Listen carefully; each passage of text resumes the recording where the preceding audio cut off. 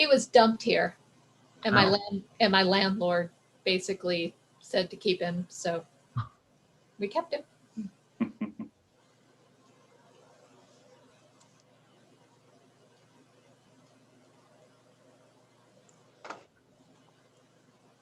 Morning, Lisa.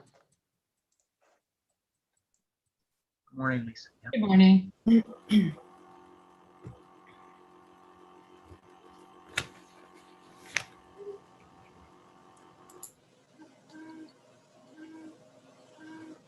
Good morning, everybody. This is Melissa, and I just want to make sure that you can hear me okay. Yep.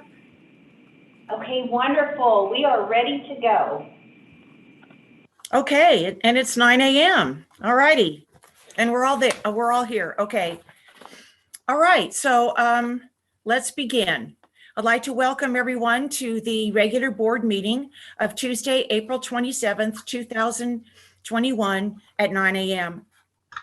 Let's see, this will be our call to order. So Melissa, can you please call the roll? Okay. Director Balin? Here. Director Boatwright? He is not on. I'm actually not seeing Director Boatwright. Oh, Okay, we'll circle back. Maybe he's trying to log in. Director Kearns? Here. Director Murphy? Here. Director Ringen? Here. And I see Director Boatwright logging in now, so we'll just give him just a second.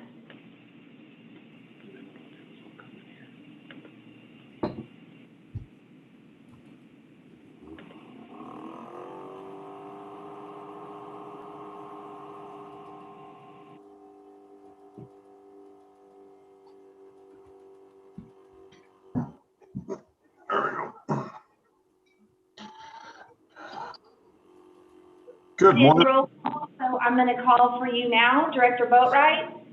Here? Okay, all Update. 5 directors are present.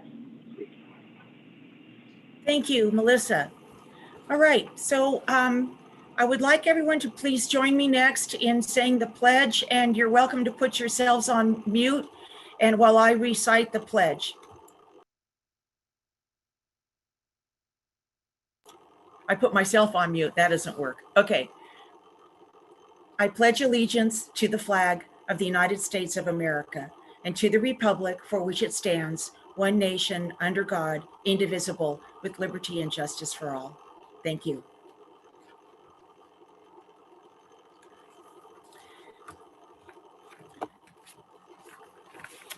Well, I'll begin with the public forum. Oops, excuse me, something just popped up. Okay. And we would like to welcome the members of the public who have taken the time to attend this meeting and provide comments on matters related to district business.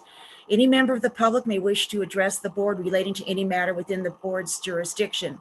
This need not be related to any item on the agenda. However, the board cannot act on an item unless it was noticed on the agenda. Persons speaking during the public comment will be limited to 5 minutes, or depending on the number of persons wishing to speak, it may be reduced to allow all members of the public the opportunity to address the board. So Corey, at this time, is there any member of the public that would like to address the board? At this moment, it looks like Sally Rhodes has her hand up. Yes, good morning. Morning. Thank you very much. And what beautiful weather we're having. I wanted to just take a few minutes to talk about the Phoenix Lake Restoration Project. And I want to tell everyone that I realize that in some ways I'm kind of a harping voice, but I so want it to remain in the forefront of people's minds. First of all, I'm so appreciative, as all the community members are, that attention was drawn to it and talking to your lobbyist group to try to find money for it. And then a wonderful talking brochure was produced by the staff at TUD. And I actually shared that with quite a few community members who I have on a regular email to understand what updates we have. So much gratitude for that piece. What I wanted to talk about for just a few minutes is the Horizon report that Eric gave me a copy of a few weeks ago. That is is actually the most incredible thing I've read. And I have to, in my professional life, I've had to read a lot, but not necessarily in this area. But this report was over 300 pages. And I just wanted to read a couple of paragraphs from it because it recites what its purpose was, but the degree of comprehensiveness of it staggers me. I don't know if that's what you guys usually get, but I'm more used to seeing consultant reports that are kind of broad brush, light touch, and don't necessarily help you get specific enough. So they say in their one of their early parts that the main purpose of the plan is to provide TUD with a roadmap for restoring and preserving the functions and values of the lake. They cite the critical functions and values included water supply, water quality, wildlife habitat, recreation, and aesthetics. They talked about further needing to investigate the opportunities for public access and outreach. They actually wanted to talk, and they produced a brochure to local landowners and residents on how they could actually contribute private property management practices that would help in the overall strategies. And that brochure is as pertinent today as it ever was. They go on in their early discussion to talk about the watershed processes that contribute to the lake sedimentation, and they provide recommendation strategies to reduce that sediment delivery. The fascinating part is while they wanted over 400,000 cubic yards taken out of the lake to improve the capacity and the quality, they have over 20 projects they outline in detail that represent sedimentation reduction strategies, and they estimate individual costs, and they describe a variety of solutions for each one of them that would seem appropriate. It's remarkable how it's all here in one book that was done at one time and is still, of course, appropriate. They said that if their recommendations were completed, it would extend the life of the reservoir by more than 85 years. And you just think of that. That's longer than any of us have been around for it. And it's so valuable. And as we realize more and more, our water sources are going to become sort of endangered priorities in the years ahead. And so this plan, it was actually sort of ahead of its time in the concept of what needed to be done. So I'm so hopeful that there's a way to sort of not necessarily wait for somebody to think of a next step, but some way that in time that something can be proposed, and I'm unfamiliar with TUD processes, but something to be proposed that said, no, this is a timeline. This is a 20-year project. These are the phases. These are the parts of the timeline, and we need to be funding ahead to get there. So I appreciate your listening, and I will continue to try to bring forward updates and reminders of the breadth and the depth of this report. Thank you. Thank you, Sally. Corey, is there any other member of the public wishing to speak? Not that's indicating no. Okay, then that concludes our public forum, and then we will move to the consent calendar. Melissa, will you please read the single item? Okay, minutes of the special board meeting of April 8th, 2021, and regular board meeting of April 13th, 2020. Any member wishing to pull this item? Seeing none, Corey, any public wish to comment on the consent calendar? Not at this moment, no. Okay, then I'll call for a motion to approve. I'll make that motion. Thank you. Second? I'll second. Thanks, Jeff. Okay, it's been moved and seconded. Any further discussion? All right, Melissa, will you please call the vote? Okay, Director Balin, Aye. Director Boatright, Aye. Director Kearns, Aye. Director Murphy, Aye. Director Ringen. Yes. Okay, motion passes 5-0. Thanks, Melissa. And then that brings us to our regular business. And Melissa, will you please read item 1 for Steve Sheffield and Oliver. Okay. Investment report as of March 31st, 2021. Okay. Good morning, all. Steve Sheffield, your finance director. Welcome, members of the public. Welcome, board members. We have a full agenda today, I see, and some items I think will take more time than others. Of course, any of these items, we can take as much time as the board or the public would desire. But I have several items, so I'll try and be direct and to the point. I asked that this first item be here because, as you can see, we have a visitor with us, Carlos Oblides from Chandler Asset Management. Just as kind of a background for the board, I think it's in your staff report, but on May 12, 2020 board meeting, the board approved an agreement with Chandler Asset Management for the provision of investment advisory services. We were really looking for a relationship more than just a one-time transaction. Of course, we're looking to increase our yield where we can, but still keeping security, liquidity, and all those other factors in place. So at that time, we signed the agreement. They assisted us with updating our investment policy as well. And then we really talked about, and Carlos is going to talk more about this, about how we go forward. How do we start transitioning from the LAIF investment fund that we've always had into some of these other investments, given the economic environment. So then on February 2nd, we actually transferred money to begin funding the program. At that time, our investment policy requires that a quarterly investment report be provided to the board as a whole. There's also some California regulations that require transactions be reported to you. But given we held off investing due to the environment. This now is the time to bring it to the board. So it's the first time you've seen this report. I thought it important Carlos joins us so he can kind of give an introductory to it and be available for any questions. And then going forward, this would be more of a regular routine item that I'll provide to the board, but of course, Carlos is available as needed. So with that, I'm going to turn it over to Carlos, and I think if he can go through his presentation, and then we can open it up for any questions. So thank you very much. Carlos, it's all yours. Steve, thank you so much for that introduction, and board members, thank you for having me address you today.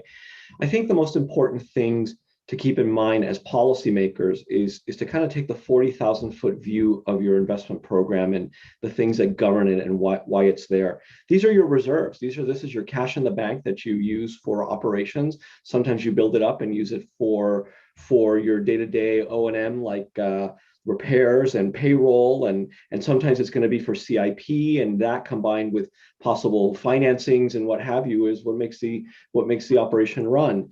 So it's really important that these funds be safeguarded, that they be kept liquid, and of course that you earn some sort of return on it. Interesting enough, California code really limits you in what you can do with your investments.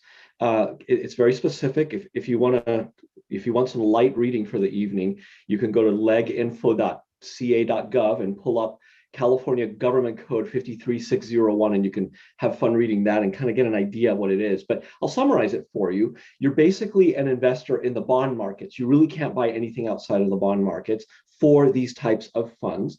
And additionally, you're even in the bond markets, you're not allowed to really go beyond 5 years, except with some exceptions. And then on top of that, you have to buy very high credit quality bonds.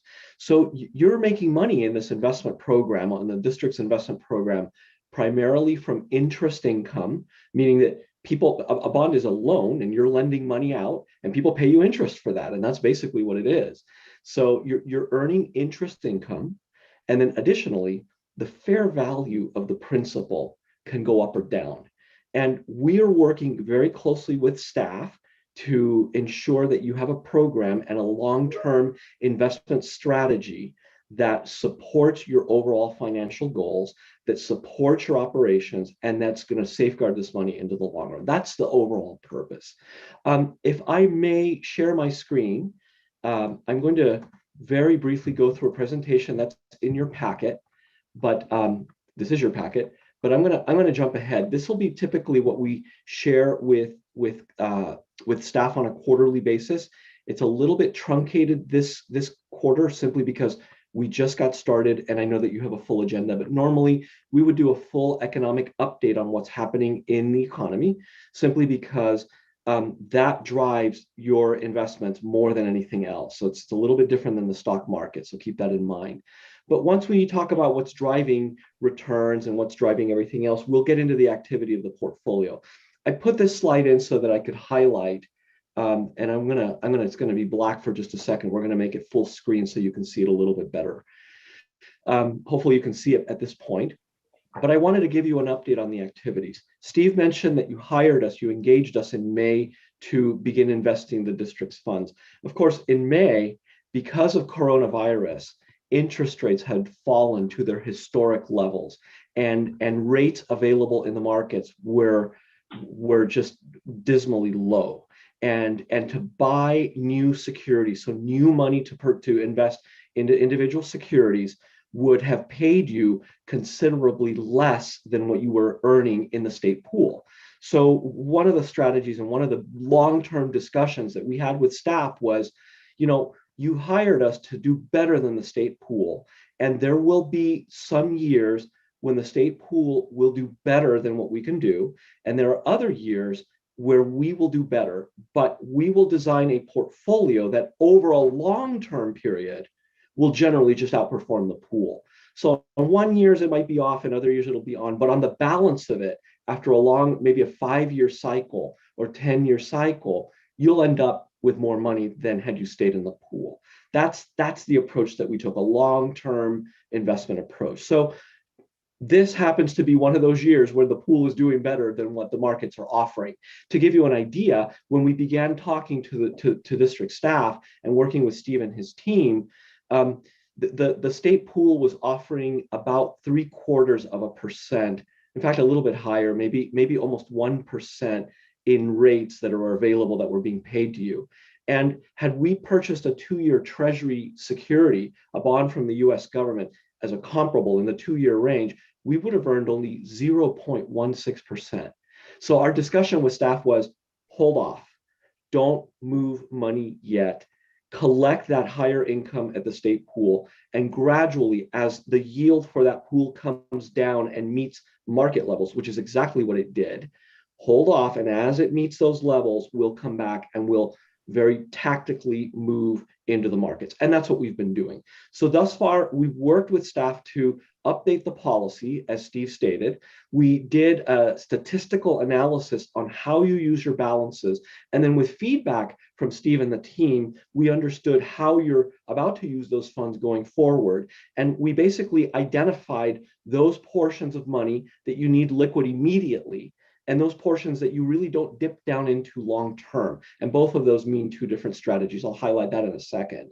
From there, for the long-term component, we developed a strategy. That strategy is to basically maintain the investments roughly between 1 and 5 years, and then we'll average somewhere around 2.5 years, 2.5 years, somewhere around that. And we'll stay there over a long-term period. And then, of course, we are continuing to monitor the markets. The LAIF yields have come down, the state pool yields have come down, and now we're getting better yields in the markets, and we've been working with staff to move funds over. So I just want to kind of give you that history to understand what's been going on, even though we really didn't start investing $1 until last month, quite frankly. We've been working with staff very closely to be tactical about when we started the separate portfolio part of the district's investment program. So as I stated, we worked and did an analysis to figure out how much was needed liquid, and that strategy for those types of funds, the state pool continues to be a very competitive place to be. There may be instances where the markets provide higher yields in very short-term, high credit quality money market securities, things like commercial paper and discount notes and things like that. And those are allowed by code. And we could build a portfolio to address liquidity needs then. But right now, that liquid component, we advocate that you leave it in the state pool because that's where you're going to get the best yield, and it's very liquid. But anything that's longer, we're looking to implement a strategy that encompasses everything that's allowed by code.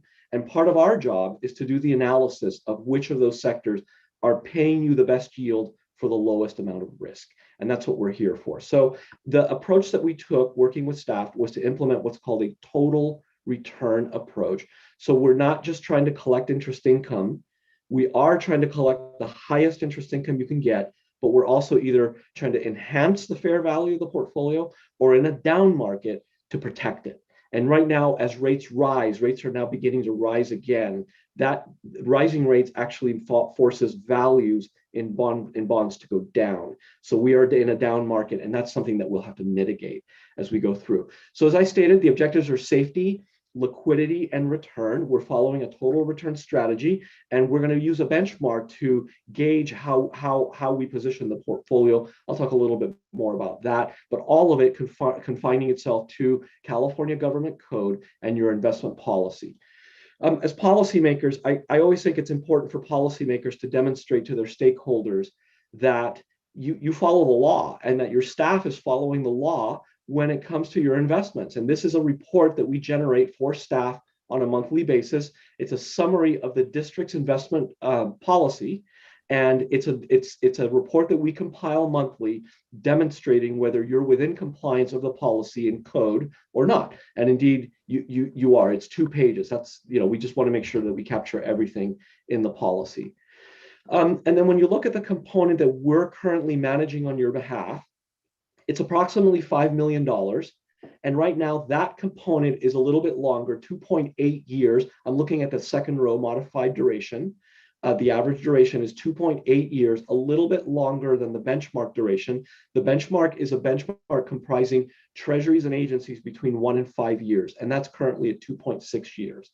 So we're a little bit longer, and the only reason we're a little bit longer is because, meaning that we're buying more maturities, more securities with longer maturities than what on average the benchmark has. And the reason for that is because we know that there will be an additional amount of funds that are coming over from the state pool, which we're going to want to place in other areas, other maturity ranges strategically. All very high credit quality. Right now, you're higher than what the state pool is paying. The state pool is paying a little bit below this 35 basis points, 0.35%. And that's, the idea is that for the state pool, that's going to continue to come down. It's already come down from this point, even from these reports. It's nearing almost 30 basis points. So it's a little bit of a race to the bottom because of what's happening in the bond markets. And we can get I can answer questions about that. But you can see when we started out, we initially positioned the portfolio with about a third of it in U.S. Treasury bonds. Those are obligations of the United States government. They're considered very safe. And also, we bought about 11-12% in federal agency securities. These are names like Fannie Mae and Freddie Mac. They're government-sponsored enterprises. We still had quite a bit in this money market fund. This was cash that needed to be deployed, about 38%.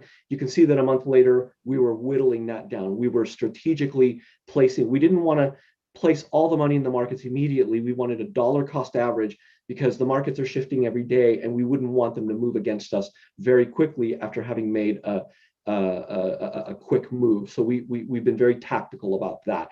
But that's what it looks like today. And or I should say through March 31st, through today, this has been whittled down even more. The portfolio manager, that's Jenny Linkowicz, she's daily looking for opportunities to basically make sure that gets reinvested. And we will not, we've been working with staff to move more funds over. We're not going to have them move more funds over into the investment portfolio until all of this gets invested. But I expect a phone call to have that discussion to that effect very soon.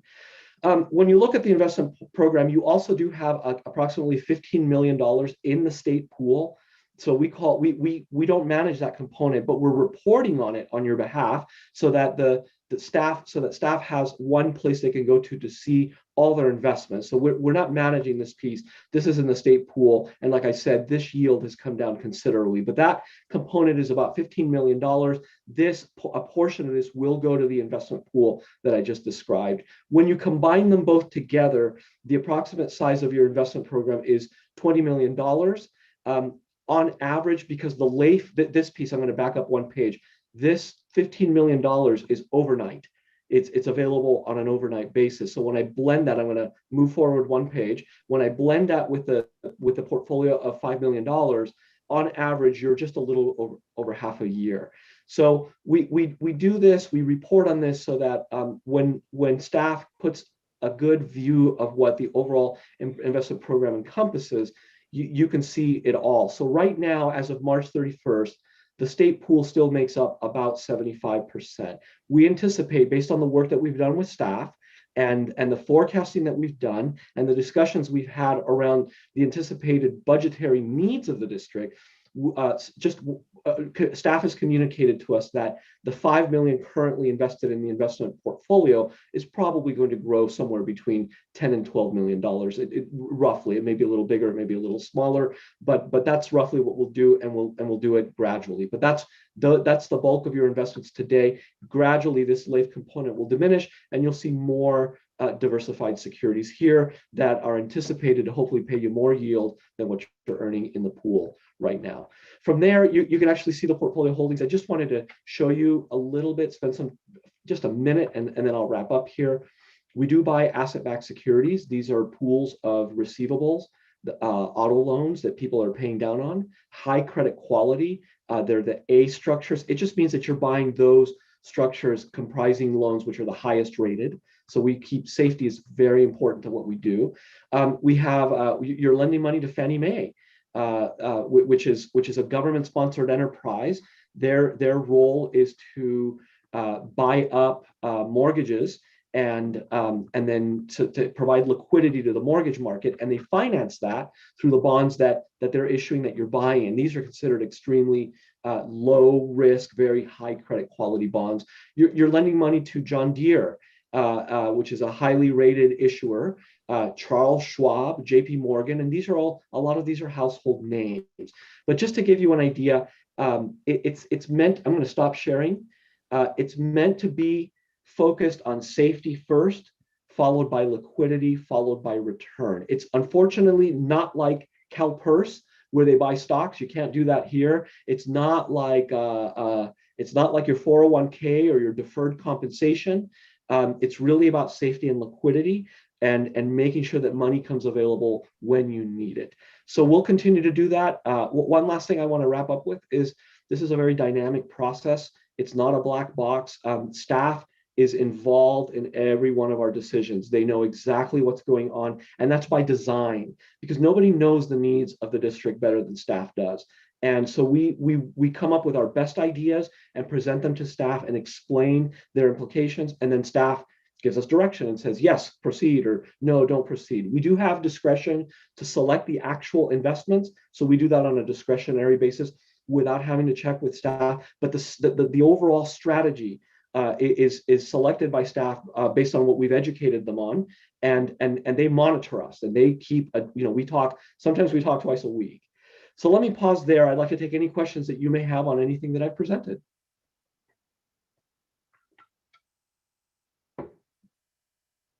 Any questions? Thank you, Carlos. That was very clear, very insightful, very informative. Thank you. Thank you. Thank you, Director.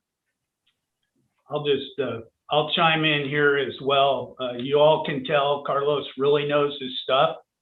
Sometimes he's educating me more than I even planned on or wanted to know, but he has done an outstanding job explaining it to us, assisting us. Him and his staff met with myself and my accountant several times to assist us with the general ledger debits and credits, some of the real accounting stuff, which to me is over and above what you normally get from an investment advisor. But from the very get-go, when we were interviewing firms, Chandler Asset Management is, in my mind, probably one of the top governmental investment advisory funds. I feel very fortunate that we made this relationship. He's been available for assistance with USDA loan questions, just everything here. And so I thought it important that the whole board got to meet Carlos and got him to do this first one. He's always been available anytime, anywhere. And like I said, going forward, I want this first one to be very introductory. We're very early in the process, but now the board sees what the quarterly report will look like. We also have the ability to run reports at any time through their web portal. But I just can't tell you how pleased I am working with them. I think TUD's done very well to establish this relationship, and I view it as a long-term effort. And they have a lot of similar clients, as well as Carlos has background as a finance director for a sanitary district and some other ones, and he's very close by in the Bay Area as well. So, with that said, I didn't expect a lot of questions. I know we have a lot on there. I kind of caution Carlos, keep it high level where you can, but certainly Carlos or myself can answer anything. But if not, again, I just wanted the board to receive this introduction and to chime in with my experience. So thank you very much. Thank you. Thank you, Steve. Any comments from the board before I open it up to the public? Lisa Murphy has her hand up. And then also Jeff right after that, Director Kearns right after that. Yeah, and I just wanted to say thank you for that explanation. When I was looking over it, I could tell that the portfolio was a very conservative portfolio, but don't understand the bits and pieces of what we're allowed to do and not allowed to do. So thank you for the clarification on that. That was really helpful. Certainly. You're muted, Jeff. Sorry about that. Thank you, Carlos. I appreciate your presentation, and thank you, Steve, too, as well. And I agree with Director Murphy. It's very conservative, as it should be, being a public entity. And I appreciate your work on it. Thank you very much. Thank you, Jeff. Thank you, Lisa. Any other comments from the board before we open it up? Corey, any member of the public wish to comment on this item? Not that's indicating at the moment, no. Okay, thank you. Well, then that'll conclude the public. And I believe we asked for a motion to accept and file this report. Correct. I'll make that motion to accept and file the report. Thanks, Jeff. Second? Happy to second. Thank you, Lisa. Any further discussion? Melissa, will you please call for the vote? Okay, Director Balin, Aye. Director Boatright, Aye. Director Kearns, Aye. Director Murphy, Aye. Director Ringen. Yes. Okay, motion passes 5-0. Great. And thanks again, Carlos. You can tell when you've done a good job when the board is really clear and doesn't have a whole lot of questions or is not puzzled. And so again, we really appreciate you coming here and giving us such a good presentation. Thanks. Director, thank you, all of you directors. Thank you for having us. And if you need anything else, you guys know where to reach me. Have a great day and stay safe out there. Great. Thanks Thank again. you, Carlos. Thank you. Bye-bye. Good. Okay, Melissa, please read the next item. Okay, item number 3, budget report and balance sheet for third quarter ending March 31st, 2021. Good morning, board. Again, we'll continue on going from investments over to the financial side. Pursuant to the board adopted accounting, auditing, and financial reporting policy, a financial report comparing budgeted to actual and containing income and balance sheets shall be prepared, delivered to, and reviewed with the board on a quarterly basis. So within your packet, what you have is a combined budget report for the period ending March 31st, 2021. That'd be really the income statement. And then also there's a balance sheet, meaning the assets and liabilities as of March 31st, 2021.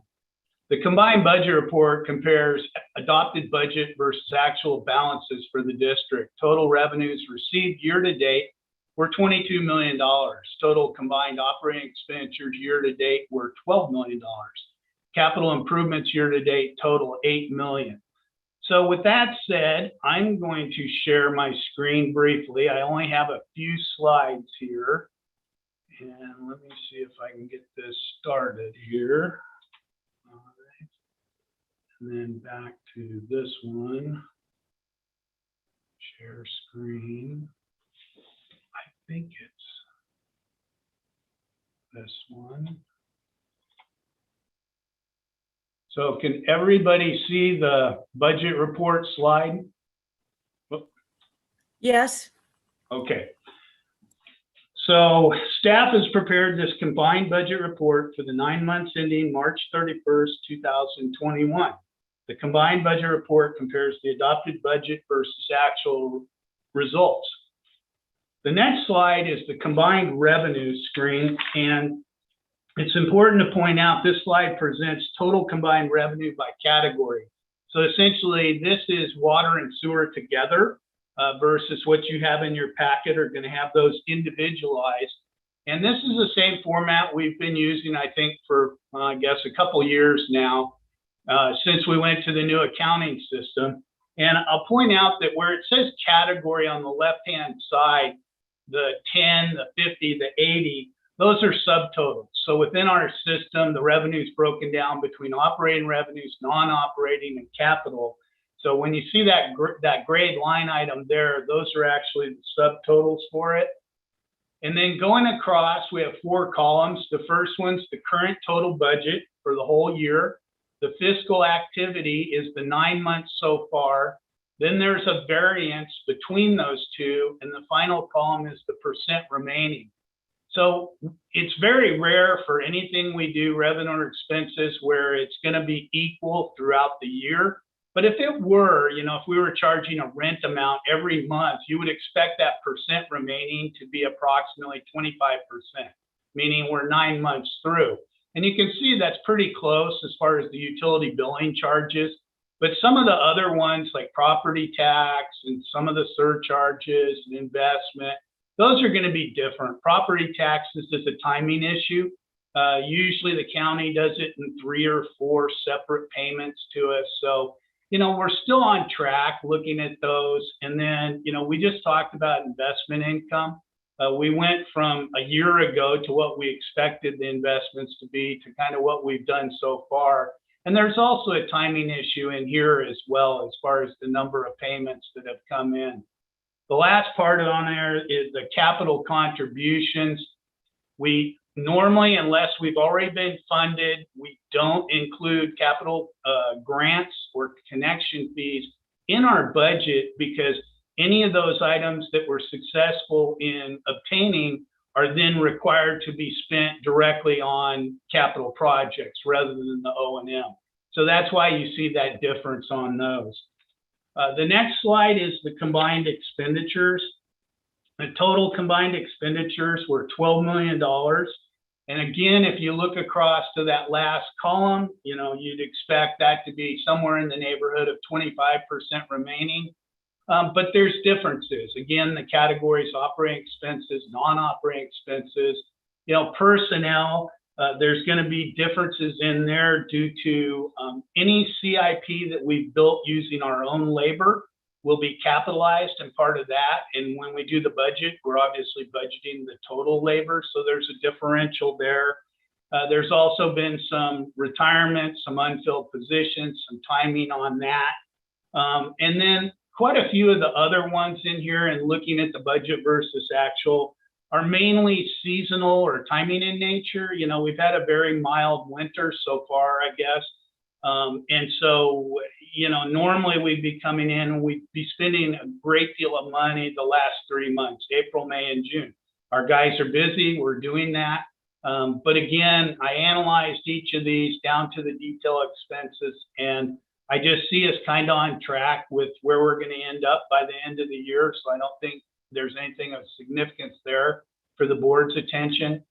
And then finally, I like to kind of do a summary. If someone's just looking at those 2 previous slides, they're like, well, wait a minute, you had, you know, $24 million of revenue and you had $12 million of expenses. Well, what's that about? Well, right now, as of those 9 months, if you just take those 2 items, it results in a $10 million net, if you will, the difference between revenue and expense. Well, so far through March 31st, we've spent almost $8 million on our capital program. So that's the very next one on there. Now, I wanted to point out as well, of that $8 million, you know, some of it's that grant. You remember in the revenues, we were showing the $3-4 million in grant revenue. Well, those aren't budgeted. So when we budget, we're trying to have a balanced budget. We're not going to include those grants, but they are part of this, what we spent so far, such as the Phoenix Lake project. So if you take the remaining budget, and I know we have a CIP workshop coming up But of the remaining, you know, what the board adopted for CIP for fiscal year 2021, there's still $3 million of these projects that are in progress. And some of it may be delayed, some of it may be on track, some of it may be moving, and now with material costs and all that sort of stuff, Eric's going to talk about that. You know, but that's what we have remaining. And then there's the debt principal we have. We don't have a lot of debt right now, but we still have principal to pay. And then we were planning on taking out about $260,000 out of the reserves to fund this. And that leaves us with a negative balance of 1.3. But I think it's important to note some of the newer board members may not have gotten down to this level in the budget, but when we adopted the budget last year, we actually adopted a deficit of $2 million related to CIP. And that's due to some of these timings, delays, whether or not we were going to go get financing for it, whether or not we would get grants and that sort of thing. So at that time, it was $2 million. If we were to finish every single project that we outline right here and all the revenues and expenses stay on track with budget, we'd end the year about $1 million as a deficit. But, you know, I feel very confident that between the various factors that we're going to come in with a balanced budget at the end of the year, given our past history, given the projects we have going on. But that's a very fast and quick update. You know, in summary, my observation to the board is that we are still on track with the adopted budget. There are no surprises that have come along. There's no board action or direction that I feel needs to be taken at this time. But I'd be happy to answer any questions the board might have. We do have Director Kearns with his hand up, and then Director Murphy right after that. Yeah, thank you, Steve. Hey, I just got a procedural question regarding the property tax revenue that comes in. So the county collects the taxes, and then I believe they send it on to the state, correct? And then it comes back to the county and then to us, or just tell me how that works, if you don't mind. Well, it's not so much that they send it to the state. The state has an apportionment, and the county has to report to the state on a regular basis. There's really two big collections. Just like you as a homeowner, you know, you pay your property tax in 2 installments. That's where the majority of the glut of the money, if you will, comes in. And then the county has to go through and ensure that the apportionments were correct, that where it goes, how it's allocated. It's all very strict, laid out regulatory for basis. And then they tend to, like I said, typically we receive it in 3 or 4 chunks, if you will. They kind of separate secured property from unsecured and some of these other ones. But once we get towards the middle of really late May, the middle of June, my accountant is coordinating with the county, and we reconcile between our books and their books and stuff. So, you know, it's kind of, we can kind of tell where we're at so far with the property taxes. We tend to budget a 1% increase because that's kind of the maximum allowable, but we all know with the real estate market, reassessments, sales, all those things will affect it. But we're pretty much on track with that for the rest of the year. But that's why it always shows us a timing difference when I compare budget to actual for us. Do they have timing deadlines that they have to pay us those amounts, or is it just whenever they kind of feel like it? Well, it's very consistent. You know, they may have something on their side that says within 90 days or something like that, but it's never been a factor for us. I mean, we've always gotten it, you know, usually it's within a few weeks, year to year. But it kind of depends whether there's anything major going on. You know, a few years back, they did away with the improvement districts and some of the stuff they were doing with that, and that affected it. And then obviously during the real estate market, you know, crash and then the reassessment and that sort of thing all did it as well. But there's no deadline that they don't make or have to make. It's pretty routine between us and them, and it is for all government agencies who are entitled to their share of property taxes. All right. Hope that helps. It does. I can Thank you. stop sharing and Director Murphy, if you need anything on screen or whatever the board desires. No, just a super quick question. What is our fiscal year for TUD? Fiscal year for us is June 30th, which is very common for most governmental agencies, cities, counties, that sort of thing. You will see some other utility districts that, because of the way they are organized, use a December 31st date. So if you were to look at, say, El Dorado Irrigation District or PCWA or some of these other foothill mountain county ones, you may see them on December 31st, but because of the way we were formed through LAFCO and the combination of being spun off the county, we inherited their June 30th date. Excellent. Thank you. You're welcome. I will stop sharing at this point.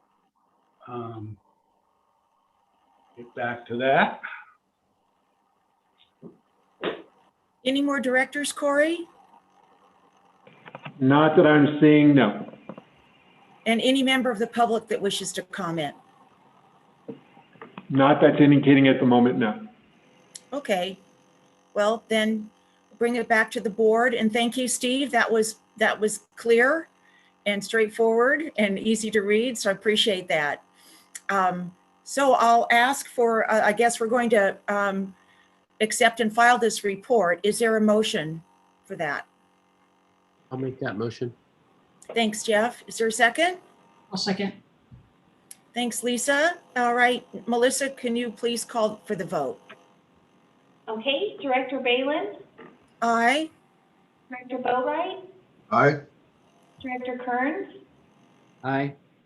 Director Murphy, Aye. Director Ringen. Yes. Okay, motion passes 5-0. Thank you. Thanks again, Steve. That was great. And again, for the first item as well with Carlos. Very good. Okay, moving on. Melissa, can you read the next item, please? Okay, item number 4, public hearing for the board to consider and possibly approve a CEQA notice of determination and mitigation, monitoring, and reporting plan for addendum number 1 to the July 2018 initial study mitigated negative declaration for the Tuolumne Utilities District, Tuolumne City Water Main Replacement Project. Good morning, President, members of the board. Nothing like a very long-winded title to make the action that we're requesting very clear. Just to simplify, we are asking the board to consider possibly adopting the CEQA documentation for this project. We do have our environmental consultant, Amy Augustine, with Augustine Planning and Associates here on the line. And before we get into the environmental details, I'm realizing the board is not familiar, has never been presented any information about the proposed project. So I'll just take a few brief moments here to give you some background.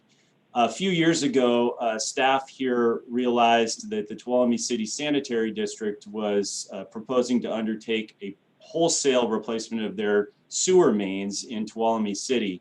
And for those of you that don't know, in Tuolumne City, sewer services provided by that entity, water services provided by TUD. The water and sewer mains are in the same streets. So their work area was very much overlaying our service area. And we saw an opportunity. Your staff's always looking at opportunities to collaborate and leverage costs and efforts to secure funding. Our intention is to seek CDBG funding to replace approximately 6,000 feet of water main in essentially, with very minor exceptions, the same areas that the Tuolumne City Sanitary District is hoping to replace sewer mains.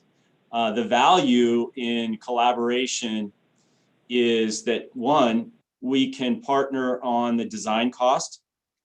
We can leverage all the environmental work that Amy has already done for Tuolumne City Sanitary District. And probably the biggest factor here is pavement costs have gone through the roof. And our project alone, if we were to undertake it solo, go it alone would be over $1 million in paving expenses. So we would be able to share in those costs if the projects were undertaken simultaneously or in close coordination. So that was the motivation. We met with their staff on 3 or 4 occasions. This board, in their last fiscal year budget, adopted $51,000 approximately for design and environmental to be done. And we hired the same design engineer that Tuolumne City had hired, and we hired the same environmental consultant. That was deliberate. We realized some tremendous cost savings in doing that. Basically, if you look at our budget of $51,000, we're going to come in under that for design and environmental for a project that costs more than $3 million. As general rule of thumb, when you start thinking about environmental and design, a 10% of construction cost is not unreasonable. That would have been $300,000. So you can see your staff here by collaborating has taken a great opportunity. Now I will clarify that we don't have construction funded.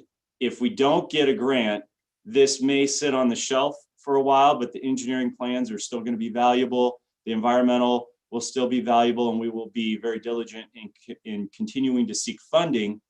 It's just we do have other capital needs, and we can't afford to self-fund this project if we don't get grant funding. So with that said, that's the project.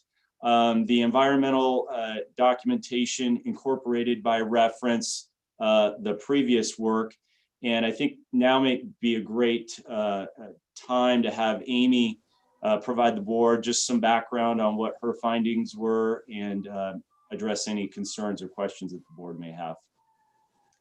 And my apologies, directors. The City of Sonora's Fire Department is dispatching, so I apologize for the background noise. This is an interesting project. Charla Francis and I worked on it. Charla did the cultural resources. I did the environmental and the biological on this. It is mainly along streets in the city of Tuolumne. So it was an interesting types of mitigation that we had that we don't always have. There were a lot of rock walls, older rock walls, and there are some protection measures in the environmental document about that. Often we worry about birds. Well, we are worrying about birds, but frankly, we have to pay attention to bats a lot more in Tuolumne City than we do birds. It was sort of interesting. This is also an addendum to a mitigated neg deck. And I don't know if you've ever had one of those before or not. You do not actually have to recirculate them for public review because you're going over the same environmental issues in the same locations. However, we did anyway. We notified all the property owners within 300 feet, got their input. We notified all of the same advisory agencies that we had before. We re-notified the Native Americans. We did not undertake a separate AB 52 process for this addendum because one is not specified under CEQA. We did undertake a full AB 52 process when we were with Tuolumne City Sanitary.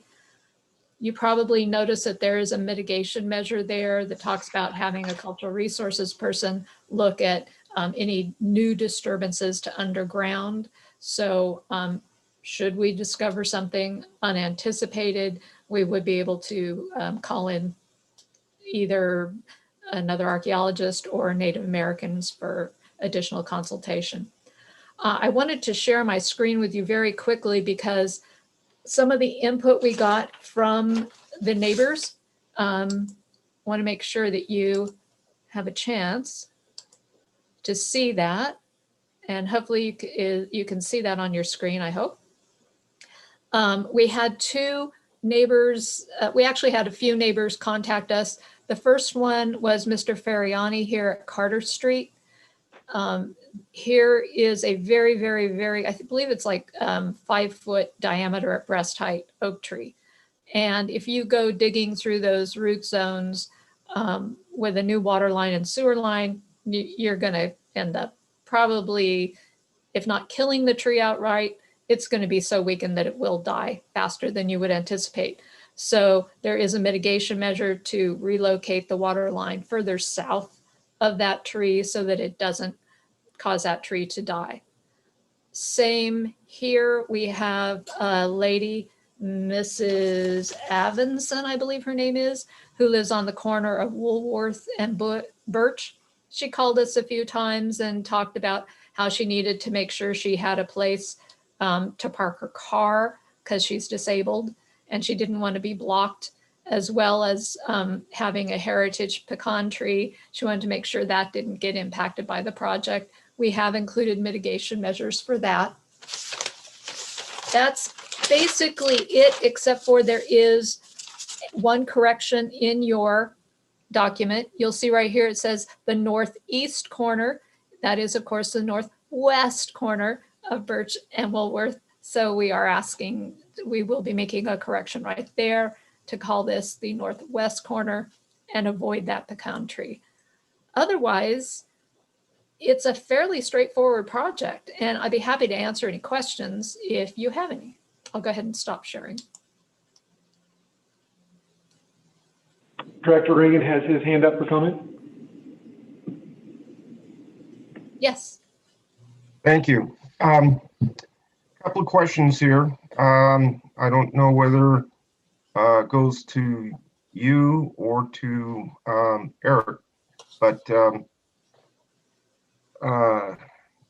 number one is how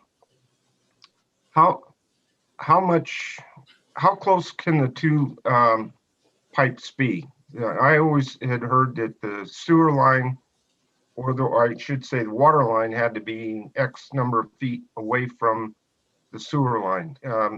Is that not true, or how's this going to work? I mean, we're working in conjunction with Tuolumne Sanitary, and I kind of want to get clear in my head how that's going to work. And then that goes right along with it is, depending on how wide that is, what is the paving? How much paving is going to have to be done once the pipe is in the ground and everything's compacted and ready to get put back in a drivable condition? Two very good questions, Director Ringen. The first, in regards to utility separation, the state has guidance regulations that, for brand new construction, you would achieve a 10-foot separation between water and sewer.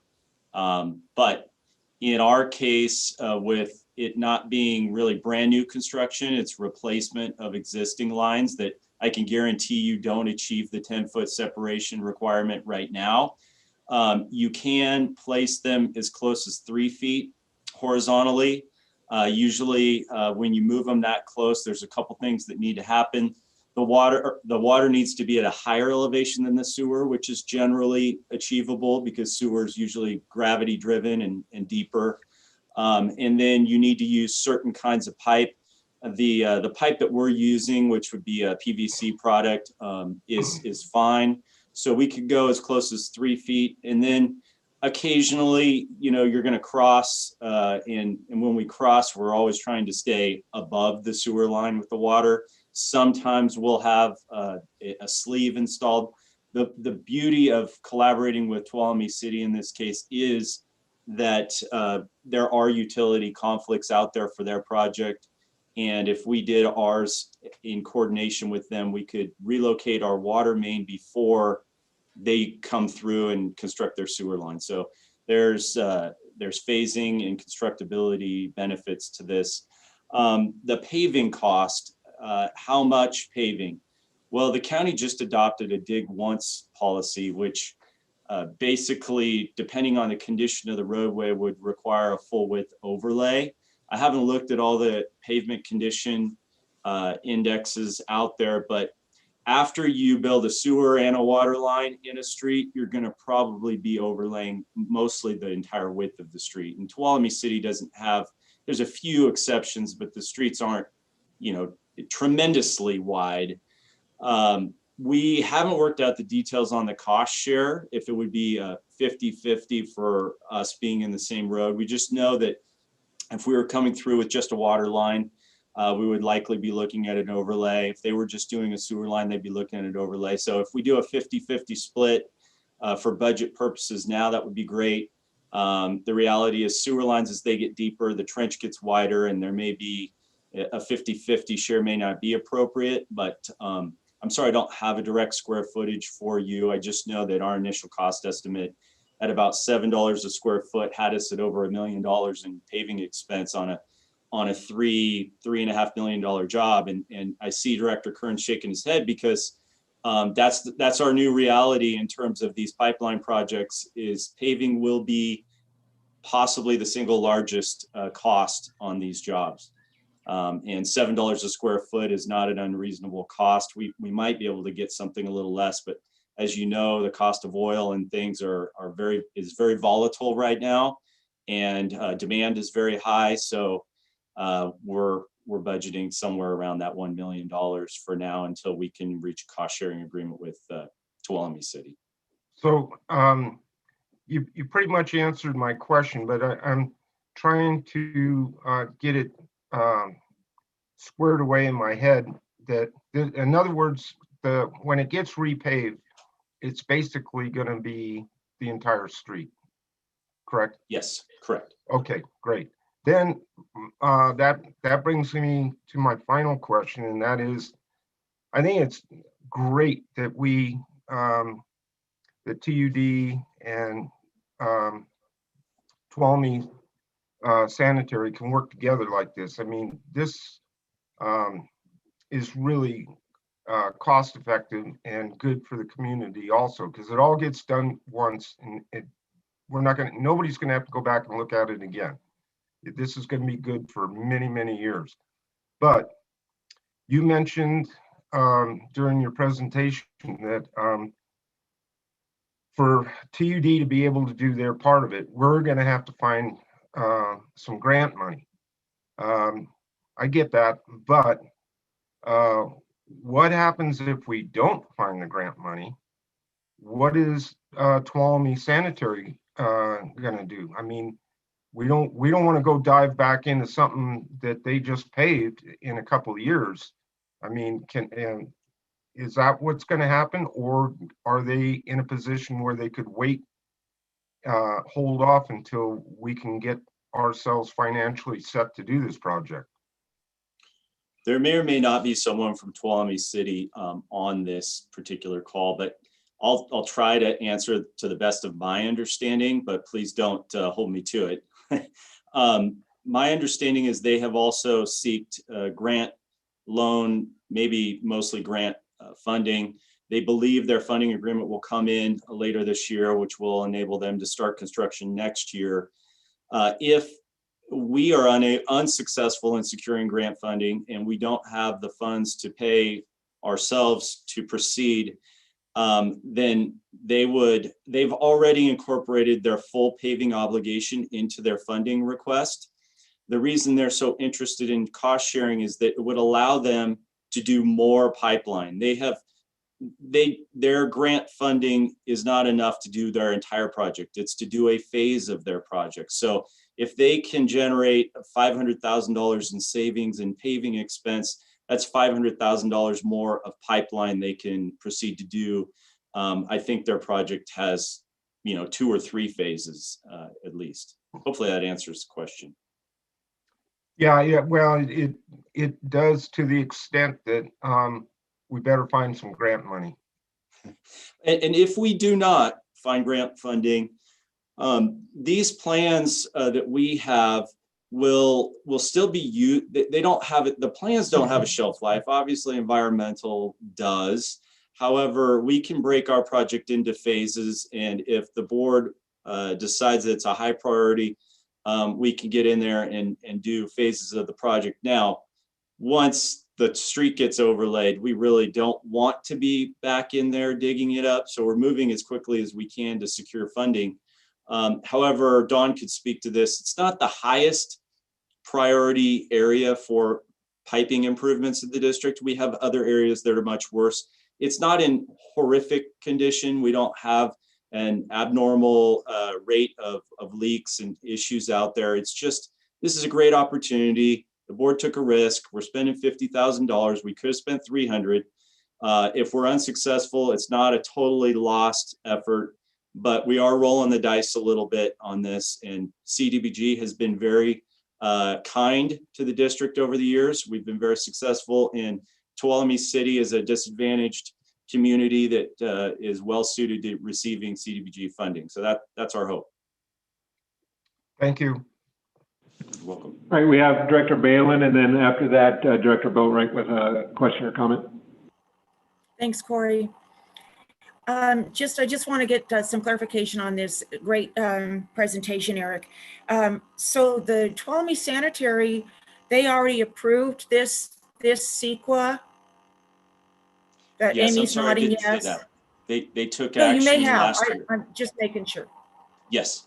Okay, so they've already approved it, and then it makes sense for us to partner and collaborate and cost share, and then so we don't have to reinvent the wheel. We're just what is before the board right now is for us to consider this addendum, which we're going to stay within the same footprint by and large, except for these mitigations, which I appreciate since, Tuolumne City is, an historic town site.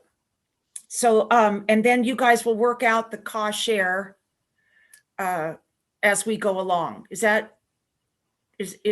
Yes, I'm sorry, I didn't make that clear. And the cost sharing arrangement would likely come in the form of an agreement or MOU that would come before this board if we reached that, that point.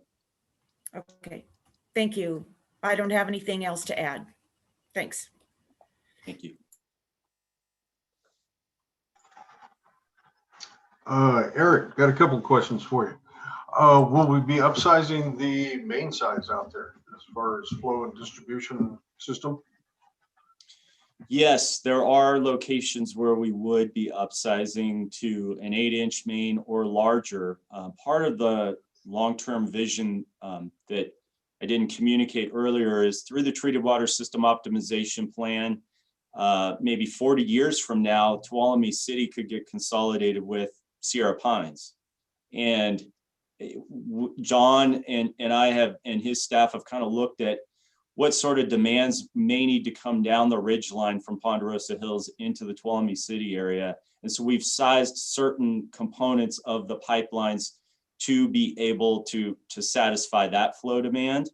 There's also commercial fire flow demands in Tuolumne City that are greater than residential. And so the answer to your question is yes, there are certain pipeline segments that would be upsized. Okay, what type of pipe do we have in the ground out there at the present time? I think we have a lot of AC pipe out there currently. There might be some steel lines as well. Don's shaking his head, so I think predominantly AC pipe. Okay, will there be any improvements to the water quality as far as copper, lead, or anything like along those lines?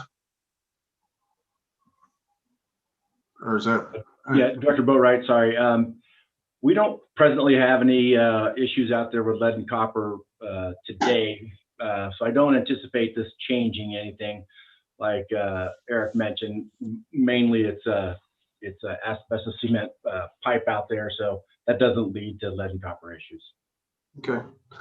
And then last question, is the county just basically incentivized to approve the community block grant towards these projects for Tuolumne City and TUD, or could they also be a contributing partner? A full street overlay seems like that, the county could be at least a percentage of that instead of burdened by the two utility districts. I like the way you think, Director Boatright. Actually, as you were saying that, I think you're on to something there. Historically, or procedurally, I should say, in order to be accepted into the CDBG program, the county has to accept your project. And usually there's some competition there. They hold a public hearing and TUD has had a very good relationship with the CDBG coordinator, and our projects are usually shovel ready, and the Board of Supervisors has been very supportive. However, the CDBG coordinator, is going to be retiring at some point. The county has expressed interest to tap into those funds for their own needs.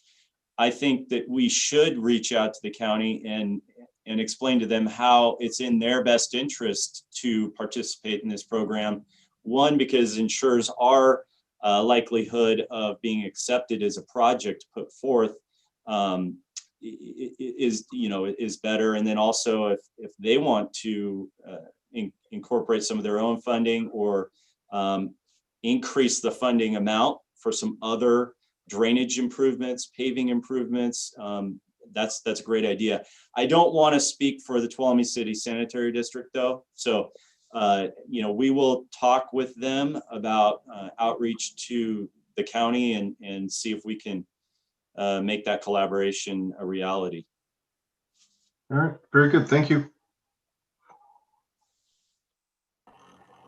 Corey, any other comments from the board? Not that I'm seeing at the moment, no. Okay, thank you. Is there any comments from the public? This is a public hearing, just a reminder. Excuse me? This is a public hearing. Yes. Yes. And at the moment, nobody from the public is indicating that they'd like to speak. Okay. Well, if there's no comments from the public, then we'll bring it back to the board for any further discussion, and then I'll be looking for a motion. Any further discussion? Oh, Jesse. We should close the public hearing if there's no public comment. Okay, so this will close the public hearing portion of this item. Thank you, Jesse. Thank you, Amy. And with that, again, any other further comments from the board?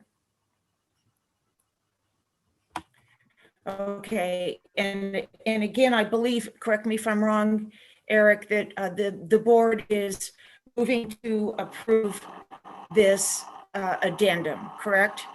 Yes, please. The notice of determination and the mitigation monitoring and reporting program. And there is a resolution. And there is a resolution, yes. Okay. Is there a motion?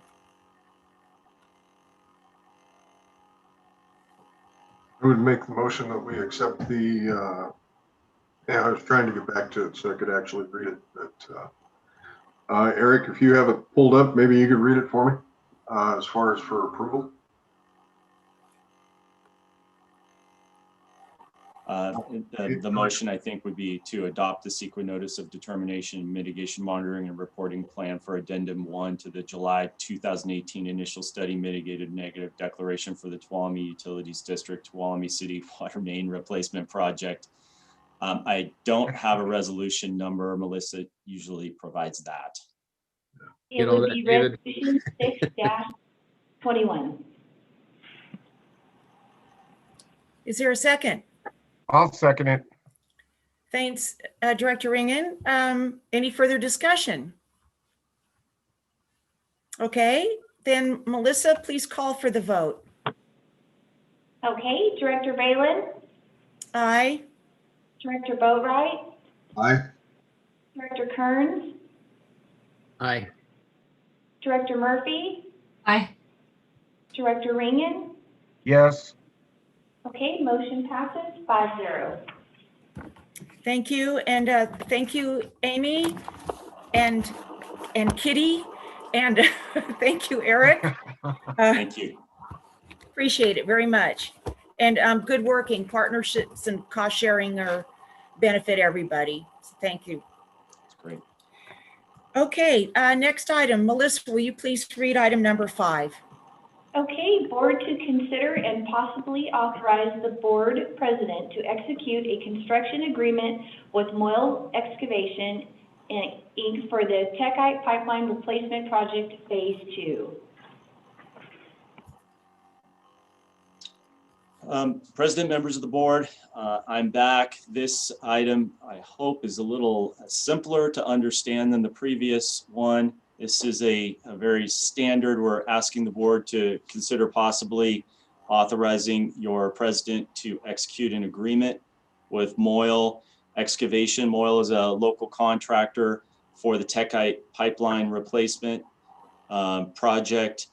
We have Gadiel DiMattei. He's associate engineer here. He's the project manager for this particular project. So let him give you guys some background on the project and how the bids came back. The reason why I didn't call it was because hi, yeah, thank you, Eric. Can everybody hear me? Yes. There's All right. someone's not on mute. We can hear a conversation in the background. Oh, That's the other staff in the area. Yeah, that might be me. Well, the way it's. Hey, Jan, if you could keep it down, that'd be great. Gadiel doesn't have an office. We need to get him an office. Sorry about that. Okay, I missed the first part of Eric's introduction there because my audio was dropping out, but I will just jump right into this. I'd like to share my screen and look at the project area.